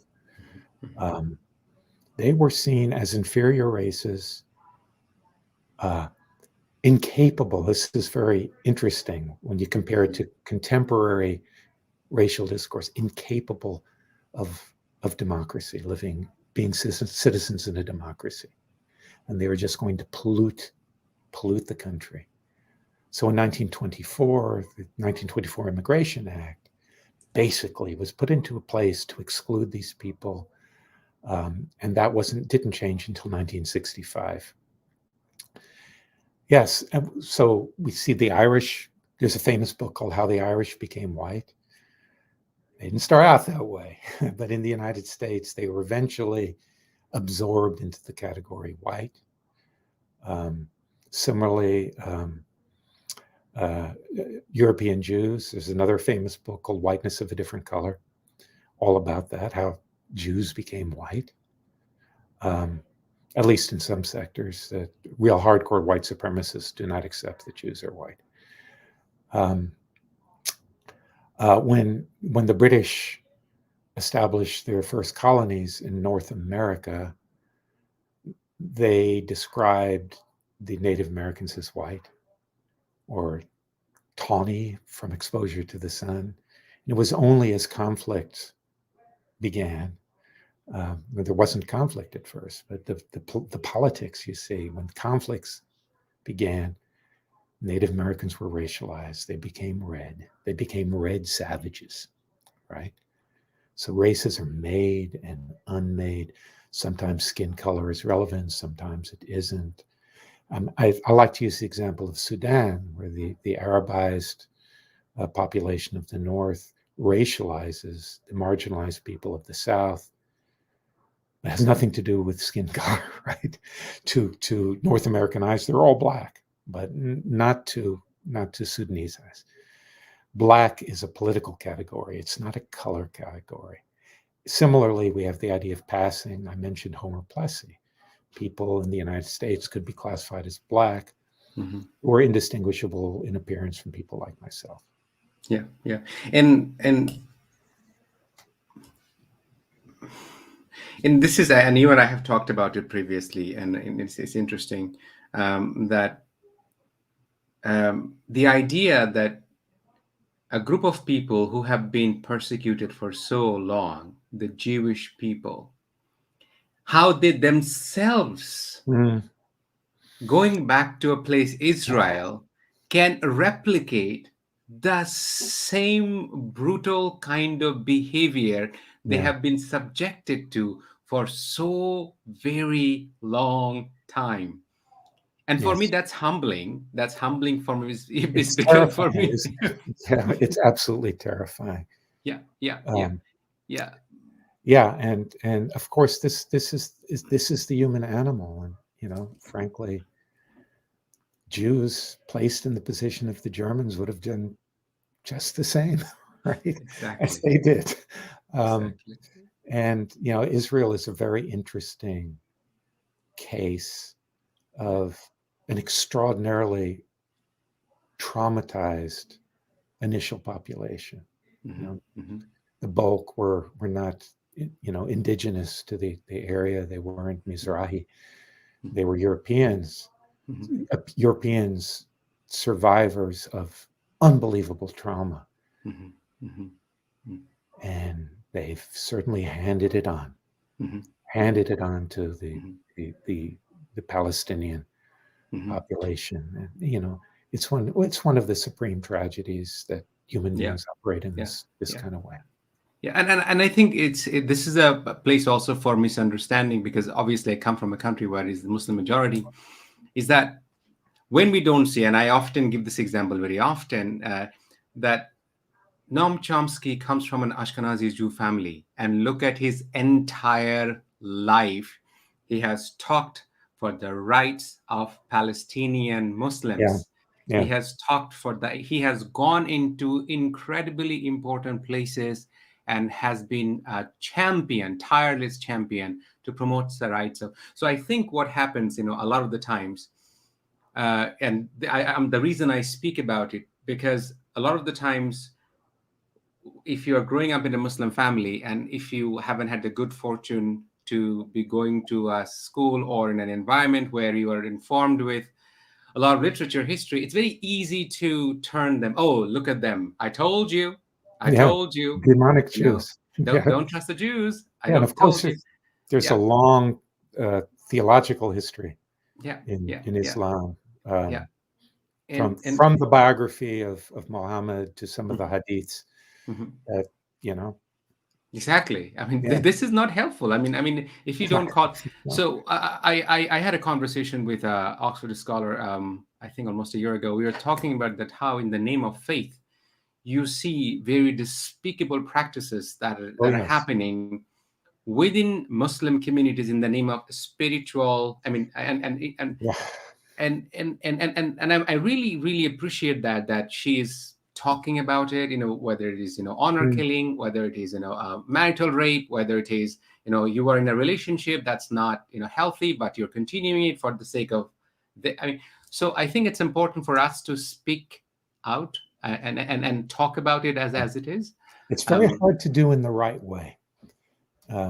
So could you I speak think, about it, David, please? yeah, I mean, yeah. how do you mean by When you were right way? talking about Chomsky, for yeah, I Mm, think it's almost certainly correct to say that um, uh, in American Jews are overrepresented mhm, in Palestinian rights mhm, organizations, mhm, right? mhm, mhm, Um, but so here's the thing. Let's take the mhm, person you're talking about. mhm, mhm, Because mhm. of the Islamophobic propensities Yeah. in Yeah. European and American cultures, Mhm, it can be difficult to be um, critical because it seems to feed in mhm, to those who would dehumanize Muslims, mhm, right? mhm, And the same with being critical of Israel, mhm, right? mhm, mhm, mhm, Um, people then on the right um, are likely to see you as betraying, right, mhm, mhm, the mhm. Jewish people. Yeah, But that's right. that's all not. It's real awful, and Mm, we have to have the integrity to mhm. speak Yeah. Yeah. compassionately, right? So here's something that's very, very important: Mhm, not to demonize anybody. Everyone has reasons for what they believe and what they do. It's mhm, not like they're bad to the bone. They've been subjected to cultural influences. They haven't been fortunate enough mhm, to have those diffused. mhm, And so they believe what they believe and they do what they do. And we can be critical of that in a compassionate way mhm, um, rather than demonizing them. mhm, mhm, Because mhm, if we get anywhere near demonizing them, of mhm. course, then we're feeding into some of the most backward reactionary forces in the world. On that note, I want you to, and you write about it, that how Constantine used the Christian theology to weaponize emotion against Jews, and particularly, and this baffled me. I knew Constantine is in a political move of adopting Christianity for his political Mhm. end, and I know it. Yeah. But you write about something that he wanted the Jews continue. He didn't want Jews Yeah. to be gone. Could you speak about it, please? Yeah. So you're conflating Constantine with Augustine. I'm sorry. I'm sorry. I'm sorry, Augustine. Yes, so sorry. Yeah. Yeah, I So apologize. Augustine, who was this probably the most influential theologian of late Mhm, antiquity, Christian theologian. mhm, mhm, Uh, right. So Christian anti-Semitism goes back maybe to the early second century, the late first century. Um, we find it in the Gospel of John. There's an infamous passage where Jesus is really upset that Jews aren't accepting that he's the Messiah, which is quite reasonable of them because the Messiah was supposed to be like the king who rides in on a white horse and delivers Jews from oppression. He's a warrior, right? So he's obviously really mad, and he's talking about these Jews are children of the devil and liars and murderers and so on. This was an influential passage. Now, what was probably going on is Christianity begins as a sect of Judaism. Some historians think Islam began in the same way as a sect of Judaism. And when you have that, you have what I believe it was Foucault called the anxiety of influence, the need to disassociate yourself from. It's like being a teenager and you want to reject your parents. Um, so Christian anti-Semitism, at least in the mouths of theologians, maybe not so much affecting ordinary people, goes back very far. Now, Augustine, who was very influential, uh, made the case that Jews should be allowed to live. Well, why did he have to say that? Because basically the Christians exterminated all the other religious minorities in Europe, right? Converted them, often with the sword, or just wiped them out. But Jews were problematic because Christianity came from Judaism. The Old Testament was important as the background for the new Christian dispensation. So Augustine argued Jews should be allowed to live and continue with their way of life and their religious practices, but live in a state of degradation. Uh, Augustine thought that allowing the Jews to live was good propaganda for the pagans that they wanted to convert, and also a warning that if you don't accept Christianity, your life is going to be a misery. So what Augustine set up was very similar to the idea of the dhimmi in Islam, right? They can, let them live, but their buildings have to be lower than Muslim buildings, and so on and so forth. Um, so, but this protected Jews Mhm. for a very long time. It Mhm. was not until around the time of the First Crusade in 1096 that things really took a turn for the worst.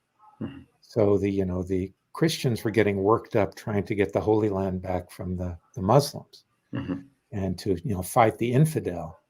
And various waves of them marched east to do this, to retake Jerusalem. And well, they came upon a lot of Jewish communities along the way. Mhm. And of course, Jews were also infidels as far as they were concerned. And there were mass slaughters. Mhm. And then things decayed. Jews started to really become racialized.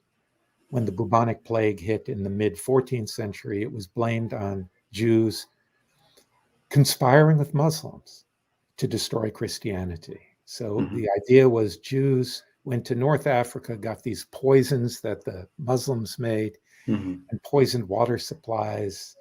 And that was the cause of the bubonic plague. That produced what I called the first Holocaust. Yeah. So Christians exterminated whole communities of Jews. Many fled eastward to Poland, where they were invited, which is why when the Nazis invaded Poland in 1939, there was 5 million Jews living there. Mhm. Mhm. Yeah. So Yeah. it's I think the equivalence, what we can see today, is that in the United States, the anti-Asian racism, what you just have talked about, the bubonic plague, and the Jews have conspired, yes, and also I think the denialism that I have seen among Muslims and Christians, and to see history dispassionately, to understand that if we don't, then what is the consequence of it?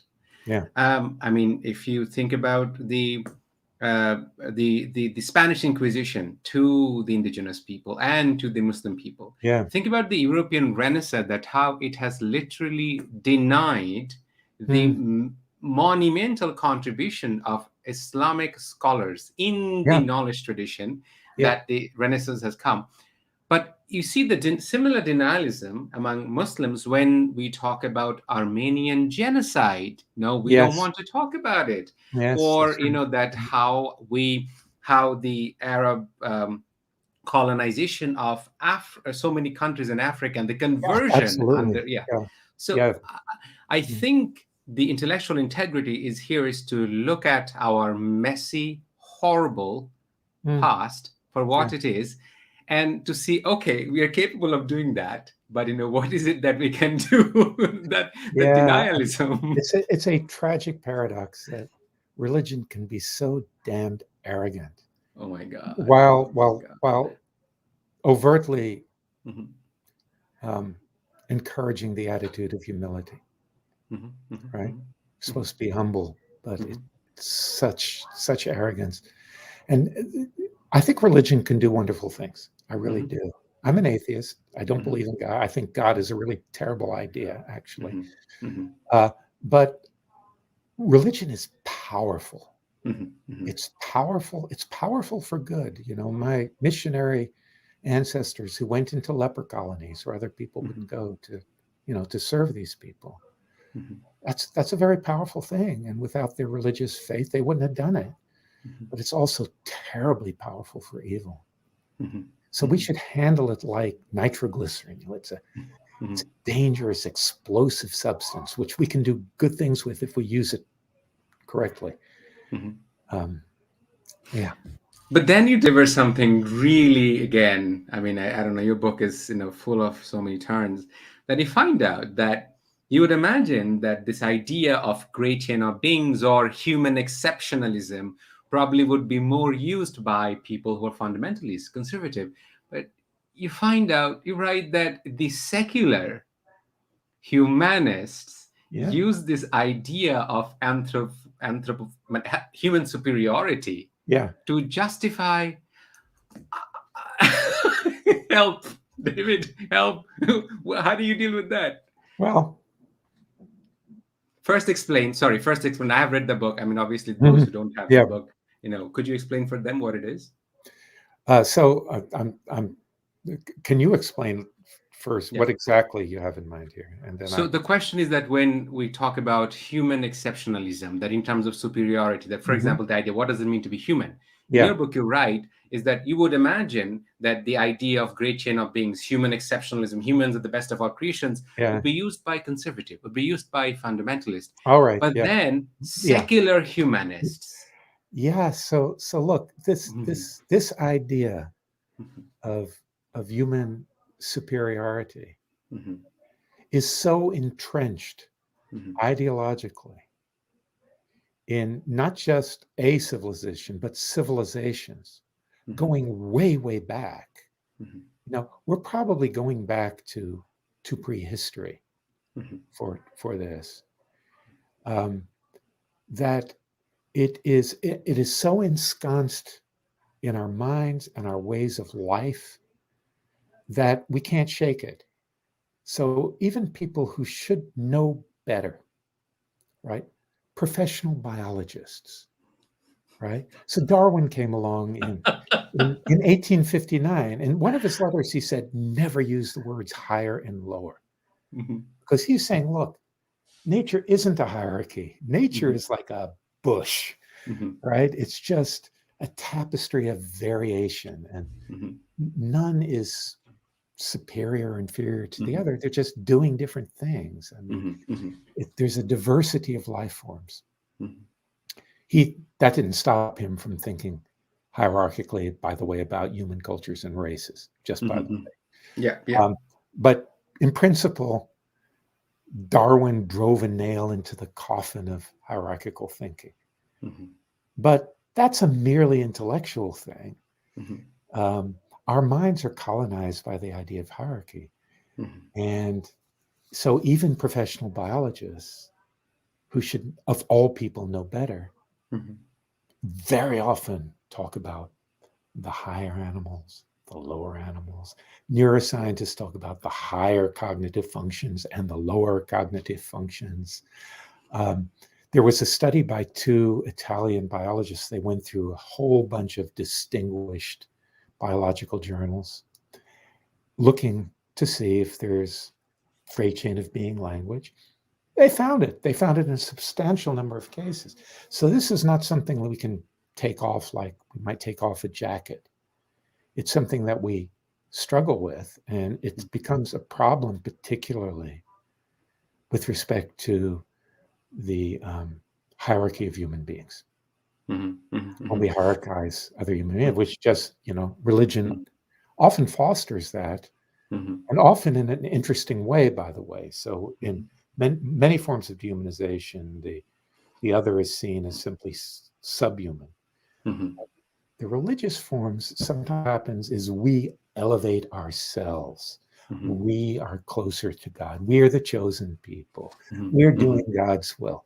and Mhm. so on. So we create that kind of distance, which allows us to harm others by arrogantly elevating Mhm. ourselves. Yeah. You spent 11 chapters to reach the point that making monster, and I mean, obviously I have spent over a month going slowly, reading, thinking, Mhm. reflecting, so I have had the time to do that. But then you explain that why you spent 11 good chapters to reach Yeah. that the making monster, and particularly you bring the Japanese roboticist Mario's Mhm. idea of uncanny psychology. Yeah. So could you explain to us that what is making monster, how is it connected to dehumanization, Yeah. and particularly you use Freud, the idea of uncanny psychology, and you Yeah. also use a German philosopher and also a Yeah. roboticist. You did a wonderful job. Could you explain for our audience Okay. Yeah. how is So it? as you've indicated, this has a Mhm, lot of moving parts, but mhm, I'm going to try and set out really, really mhm, clearly and simply. Um, so in my 2011 book, I said, when we dehumanize others, we treat them as having the essence of a subhuman animal. mhm, Now, there are two powerful criticisms of that account, good criticisms. One of them we find in a lot of the literature. I call it the problem of humanity. And the fact is that if we actually look at examples of dehumanization, historical examples, what we find is that dehumanizers both refer to those who they dehumanize as subhuman and also refer to them as human. They treat them as subhuman animals, and also they treat them in ways that are only appropriate to the treatment of human beings. So, for instance, it's very common in, say, genocides to humiliate people before killing them. We found that in the Holocaust. We found it in Rwanda. Mass rapes in Rwanda were specifically intended for humiliation. It's very common. But you don't humiliate cockroaches, right? It doesn't make any sense. You don't humiliate rats. The idea of humiliation only applies to human beings.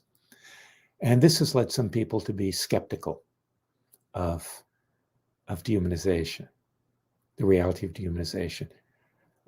Now, very often it's quite explicit. Sometimes in the very same sentence, a group of people will be described as subhuman and as human, right? The other problem I call the problem of monstrosity. As far as I know, I'm the only one who has criticized my own work along these lines. That my original conception that when we dehumanize others, we treat them simply as subhuman animals, doesn't explain the idea that humanized people are monsters and demons, which is very common in the worst, most destructive forms of dehumanization. So we need an explanation of both those things. These are two challenges. I took them seriously and I modified my views. So here's what I think now. Um, I mentioned earlier that um, that we defer to the experts, right? So they're people who we place in positions of authority as scientists or religious leaders, and nowadays even celebrities and radio personalities and so on. And we allow them to define reality for us, and that's often a sound thing to do because they're experts. I mean, you go to a doctor when you're ill because they know more than you do, and they can tell you things that you don't know about what's going on in your own body. And often, I said, these people lead us astray by telling us that some group of people are really less than human, they're really subhuman. And we accept that. But there's something about human nature that makes it impossible to accept that completely. And that's what I need to talk about now. So we are what biologists call an ultra-social species. We're highly, highly social, cooperative, trusting of one another. We could not exist, without these human groups with tremendous solidarity. Place any of us in the Canadian wilderness right now in the snow. We're not going to live very long, right? We need each other. And we need all the fruits of human cooperation, the technologies, the houses that we live in, the clothes that we wear, and so on. And this has been going on for a very, very long time. There was a recent article, I think last week, looking at the distribution of ostrich shell beads in Africa in prehistory, and showing that there are immense trade networks spanning this whole vast continent. People were cooperating and trading 50,000 years ago, at least. Now, one thing about being highly social is that we're very sensitive to the humanness of others, particularly the side of a human face. So you and I, we're looking into one another's eyes right now. We can't help responding to one another as human beings. That's just how we're built. There's a lot of very interesting neurological evidence that we process human faces in a unique way. Our brains do something very special. We see human faces differently than we see any other kind of thing. And that, by the way, has the effect of inhibiting aggression. Because if you're highly social, you cannot be at each other's throats. The sight of a human face, that's why it's very difficult for people to kill one another up close. And when they do, it's traumatic for the killer. It haunts them for a lifetime for most people, because those inhibitions just went sight of a pair of human eyes, bang, they're there. It's interesting that blindfolds are often used for executions. I think it's no accident. When the Islamic State kills someone publicly, they put something over their head and kill from behind. They cut the throat from behind. And firing squads, there's blindfolding, concealing the eyes. Okay, so even though we accept what the experts tell us, that the Rohingya or the Jews or the Native Americans are not really human beings, in our encounters with them, we can't help seeing them as human. That's beyond our control. Now that sets up something which is, in fact, extremely dangerous and extremely toxic. And that is that we see the other, the dehumanized other, as human and subhuman at once. Now you might say, well, this is irrational. Yeah, human beings are irrational. That's a typical philosopher response. That couldn't be. Logic doesn't work that way. Yeah, right. It's such a silly response. Right. So why is that so dangerous? Well, here we have to go to a literature that I've traced back to about 1906. I'm going to just briefly run through some of these examples.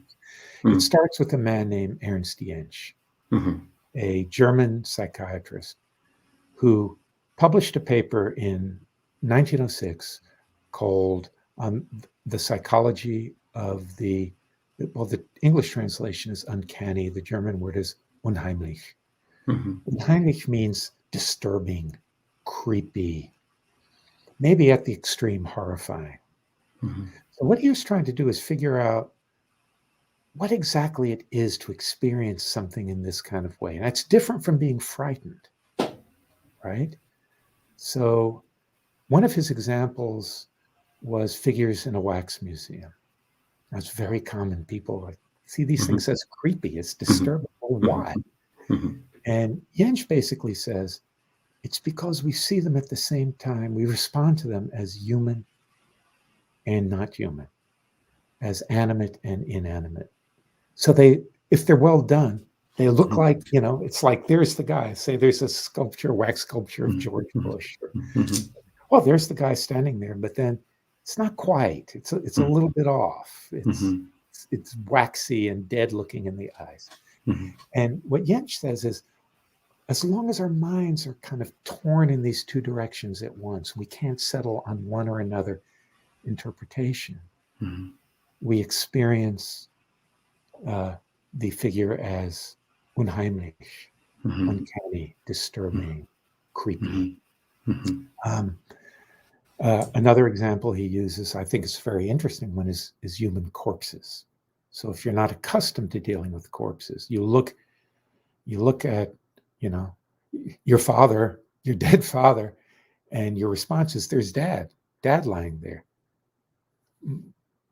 But no, there's no breathing, and the body is cold, and it's a slab of meat. Um, your mind, again, is pulled in two directions at once: dead flesh and a human being. And it gives that disturbing quality. All right, so that was Jensch's paper. And you can see right away, he's kind of on the same territory as I am on when I say that when we dehumanize others, we think of them as human and subhuman at the same time, right? So that should elicit this creepiness, disturbing characteristic. Now let's move ahead to 1966, a very famous book by a woman named Mary Douglas, an anthropologist. It's a confusing book too. I don't think she was a great writer, but she was very brilliant. And she argued, she's trying to give a theory of uncleanliness. And she doesn't mean particularly uncleanliness in terms of hygiene.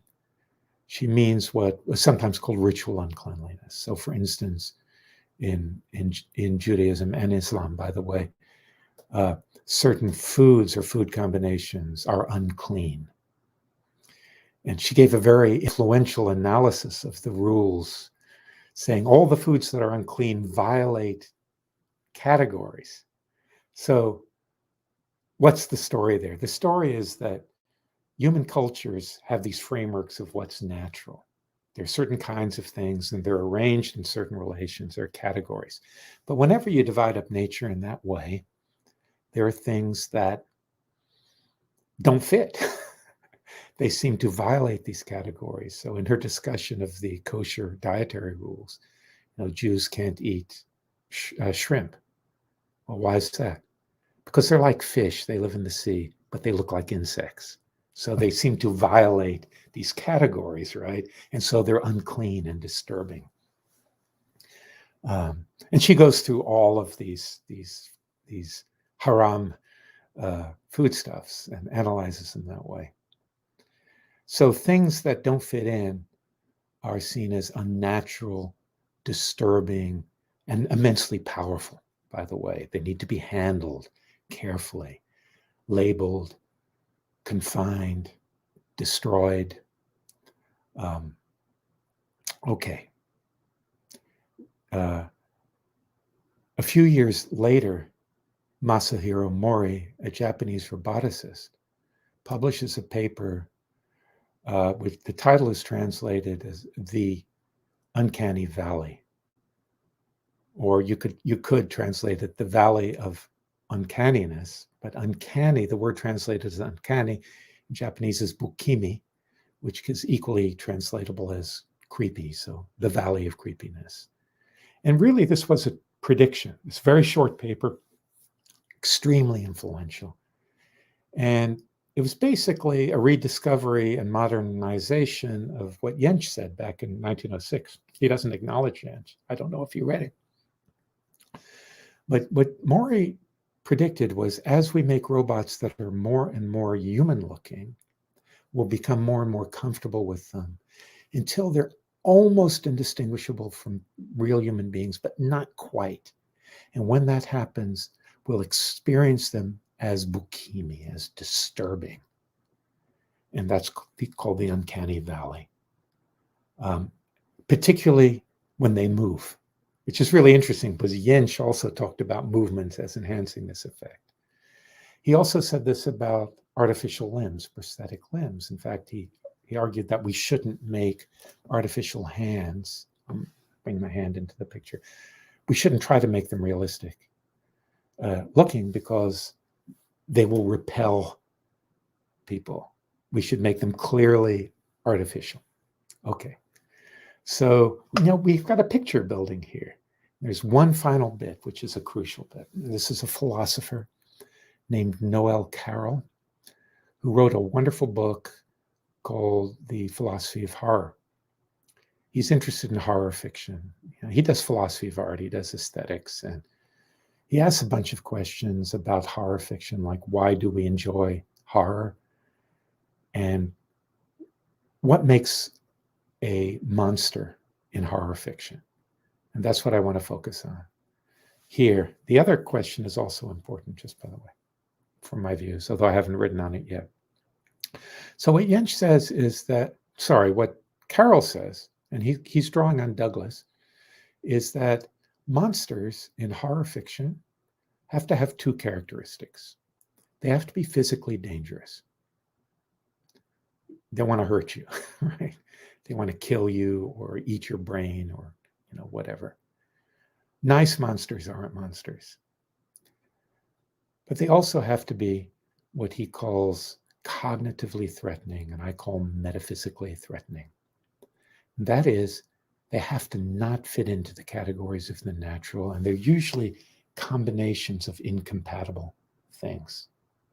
So one of his examples, and one of my favorite examples, are zombies in zombie movies, the genre of horror movies that feature zombies.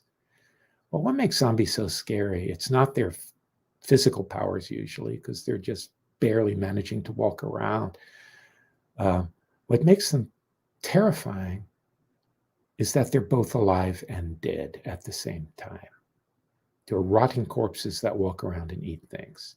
So it's that combination of contradictories which sort of amplifies their perceived dangerousness. Or werewolves that are wolves and human beings at the same time. You can go right through the horror canon and you find this again and again and again and again. And notice now we have the word horror, right? That's like the extreme of creepiness plus physical dangerousness, right?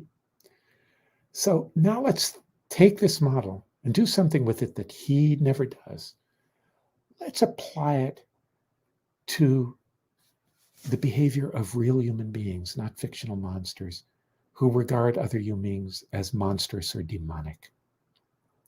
And it fits the formula perfectly. So first of all, groups that are dehumanized are, before they're dehumanized, almost always seen as physically threatening. They're terrorists, they're murderers, they're rapists. We see it again and again. We saw it with the Rohingya, we saw it with the Jews, we saw it with the Native Americans. Just every case, right? We have to protect ourselves from these people. Paradoxically, by the way, it's typically the most vulnerable people in a population that are seen as so dangerous. So we have the element of physical threat. Mm-hmm. To that is added seeing them as simultaneously human, because we can't help it, Mm-hmm. and subhuman, because the propagandists tell us that. Mm-hmm. Those two things in combination then turns them into monsters and makes them seem much more frightening than would otherwise be the case. If they were only subhuman animals, Mm-hmm. it would not be so bad. But if they're monsters, if they're demons, there's no restraint, is there? Mm-hmm. You don't show pity to a demon. Mm-hmm. You don't show compassion to a monster. Mm-hmm. And so it's that, paradoxically, it's the failure to see others as simply less than human animals, Mm-hmm. which Mm-hmm. leads to the worst atrocities Mm-hmm. that humans commit. Mm-hmm. And they make them into monsters. So what you started with, and and this is something very important that we want our audience, and particularly our students, to understand it very well, is that dehumanization is our ability, and you talk about the idea, the psychology of ambivalence. Yeah. That together, at the simultaneously, we hold somebody, oh, they're human, but Mhm. they're not human. Yes. So that together. solves the Mm, two problems. It also solves the problem of humanity. Why do dehumanizers flip between describing the other as human and mhm, describing them as subhuman? It's mhm, because of these two representations. mhm, At any given time, only one can operate, be in the forefront of consciousness. So we get mhm, flip, mhm, flip, flip, flip, flip. mhm. Yeah, and you use Freudian psychology, that when Freud Yeah. talked about the origin of OCD, that Yes. we and I will contextualize it for our students in Bangladesh, is that, and obviously particularly in rural Hmm. context, is that a lot of the dehumanization of the girls is that, um, in so many contexts, that they're just like us, but they're not But just they're like not us. like us. Yeah. They're not like us. Yeah. And I find this an analytic, this framework, so useful. And I'm also going to use it for my own research, disinformation Wonderful. research. Yeah, because I want to understand that how is it possible that what we're seeing right now in Canada, anybody who is Yeah. familiar of that, in less than a week, about 400,000 people have gathered. And because of my research, I'm watching it very closely, Yeah. is that about 400,000 people got together and they're saying no vaccine mandate. But that started with vaccine mandate, but now they have gone to Ottawa. They want to overthrow government. And what is scary, David, is that Mm. they're saying, and it's CBC has published article on it. It's on video, that they want their own version of January 6th. Right. Yeah, but They're then explicit about this. yeah, yeah. Gosh. The explicit to the extent that I want, because they have gone there with truck. They're saying that I want the truckers to just plow through this 6-inch building and Wow. just do it. But then, if you look at who are speaking, what's unmistakably majority, I haven't found so far one, are white, able-bodied, cisgendered Yeah. men. Yeah. Yeah. And if you look at their political agenda, if you look at their rhetoric and the kind of discourse they're saying, take Canada back, Right. take back Mm. Canada. Now, Yeah. does it sound familiar? Make Yeah. America It great sounds very again. familiar. Mhm. In Brexit, take Mm. back control. Yeah. And I was thinking, what kind of dehumanization is happening here? And to me, as somebody who is passionately researching disinformation, misinformation, and propaganda, and understanding its intimate connection to dehumanization, Yeah. there are ample evidence in history, but it's happening now. Yeah. It It's is. happening Yeah. now, Yeah. right In now. various places in the world. Yeah. Yeah, it's happening right now. So that tells me, let's say, I mean, and this is for our audience in Bangladesh. I mean, use your imagination, use your creativity to understanding that when anybody presents a position that does not assign, that does not Hmm. sit well with me, question is that what is it, their political, cultural, religious, gender, any position that makes me feel that, there was a famous incident, not obviously, it's a very heartbreaking incident, is that a father was sitting somewhere, and I'm learning this from you, David, and thank you very much, to be able to speak the most despicable things calmly. It's Yeah. important. It's important. uh, I experienced a lot of empathic distress from there as well. um, your interview with Paul Bloom and Bloom's book of Against Empathy, what I find empathy, Bloom's work, is that it's the same chemical that makes us bond tremendously with our children, with our offspring. The same mindset Hmm. makes us capable of doing the most despicable kind of Yeah. crime. Yeah. And honestly, David, I couldn't express in words that how much it humbles me. When somebody says that, I want we want our own version of January 6th. I thank you. It helps me that, I want to understand why. Like, why? Yeah. Not to Right. demonize them. Why? Yeah. Why? Well, we've got a lot of work to do. Yeah, yeah. Towards the end, you obviously have been doing this for how many decades you have been at It's it, about 15 dehumanization? years I've been on this topic. Oh, Yeah. 15 years on it. Mhm. Could you tell me that what are some of the things you could tell our students, our audience, and for us that we can be aware of, so that we ourselves, the average people, the average Germans became martyrs during Mhm. the Second World War. Yeah. General people, Yeah. what can we do so that we don't engage in dehumanization Well, practices? I think the first thing is to acknowledge that we're capable of it. We're all capable of it, and it Mhm, comes very easily to us, particularly when we're feeling vulnerable. And that's why the most dangerous figures of influence concentrate on making people feel vulnerable. That's essential to this sort of dehumanizing propaganda.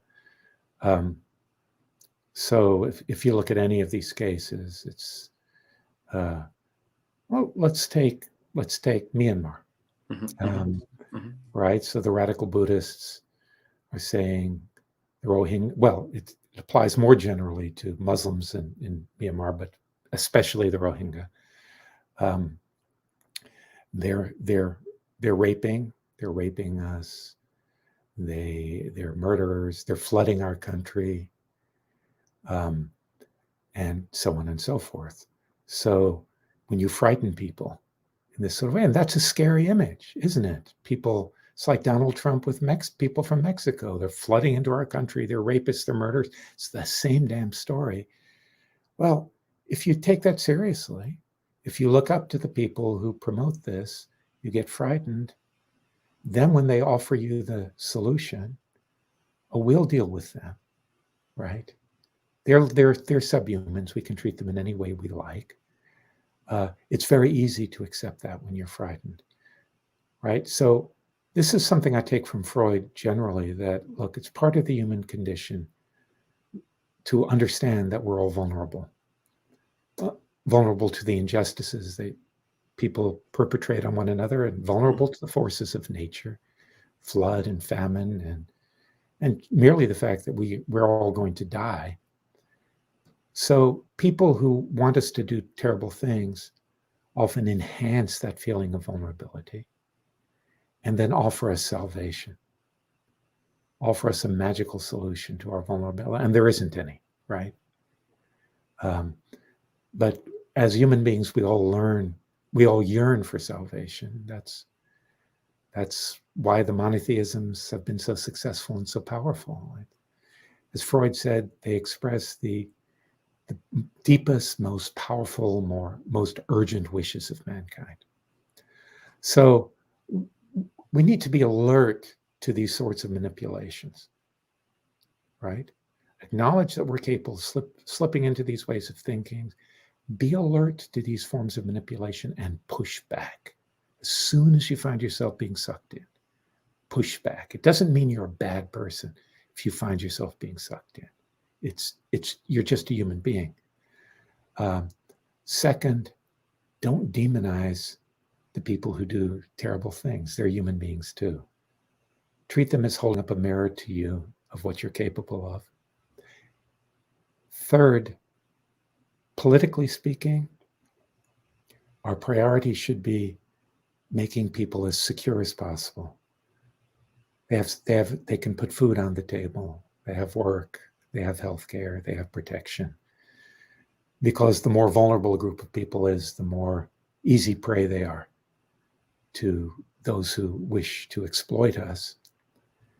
And finally, get rid of this horrible idea of race. Race is, I think, a candidate for the worst, the most dangerous, the most toxic idea that the human mind has ever fashioned. It's scientifically empty, it's socially destructive. Don't indulge in it. You'll lose a lot of friends, believe me. But people say, I refuse to describe myself as white. Um, and people say, oh, you're concealing your white privilege. And no, I know people have fantasies about me as belonging to a race. mhm, And they offer me privileges because of that, but it's sheer fantasy. Mm-hmm. Mm-hmm. Let's not honor it with Mm-hmm. endorsement. Mm-hmm. Yeah. Okay. Yeah, exactly. What we will do, and David, I'll send you the links, the videos, that Great. this conversation of 2.5 hours, we will split into the question that I have asked you, Mhm. and see that how our respondents, our students, and what they understand. Maybe their English will not be as impeccable as yours, but Sure. you'll understand their version of English, It's hopefully. better than my Bangla, I can assure you. Exactly. Thank you for recognizing that. Thank you very much. I say that to my students here at, when I teach here. I tell my university students that remember my name Oh, and yeah, understand that, when I speak English, if there is a grammatical mistake here and there, I don't really feel inferior. I don't. good. I Yes. mean, I have invested enough time to learn your language and actually Mhm. teaching you in that language. So So here's probably, the funny thing.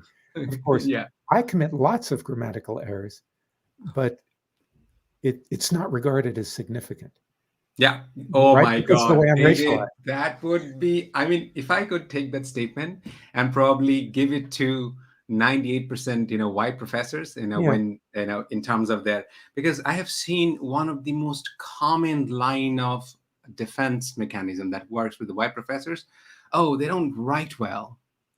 yeah, yeah, What do you mean? You're yeah. English, and I've been told a lot of the times when I try to, because you don't have any option being a Hmm. doctoral student, right? Is that when I write my position, a lot of the times I have been told that my opinions are too strong. Yeah, And I say that, well, my epistemology is also connected to my ontology. So, yeah, if you think that your superior position is not able to deal with my subjective understanding of my reality, too bad. yeah. Right. And seeing through a different lens. Well, I mean, very good. Yeah, All of this is stuff that my yeah, my yeah. spouse, who's Jamaican, has to Mhm, deal mhm, with, and mhm, whereas students will see me as a passionate teacher, mhm. they'll describe her as intimidating, right? Oh, yes. And angry. Yes, yeah, that's right. Yeah. Angry black woman. And, with publications, they want her to reform her language, and Yeah. the whole works. Yeah. Your wife will understand my dilemma a little bit Oh, too. absolutely. Thank you so much, David. I Thank you look so forward much. to have future conversations with you. Anytime. Yeah, Yeah, yeah, it's a delight. yeah. Thank you. Thank you, David. And I'll be sure to send you the students how they understood it and what's there. Probably you'll be able to learn a lot from their understanding of your interpretation of things they say. Okay, great. Yeah. Thank you, Bye bye David. now. Have a Have a wonderful day. wonderful day. You too. Bye bye. Bye.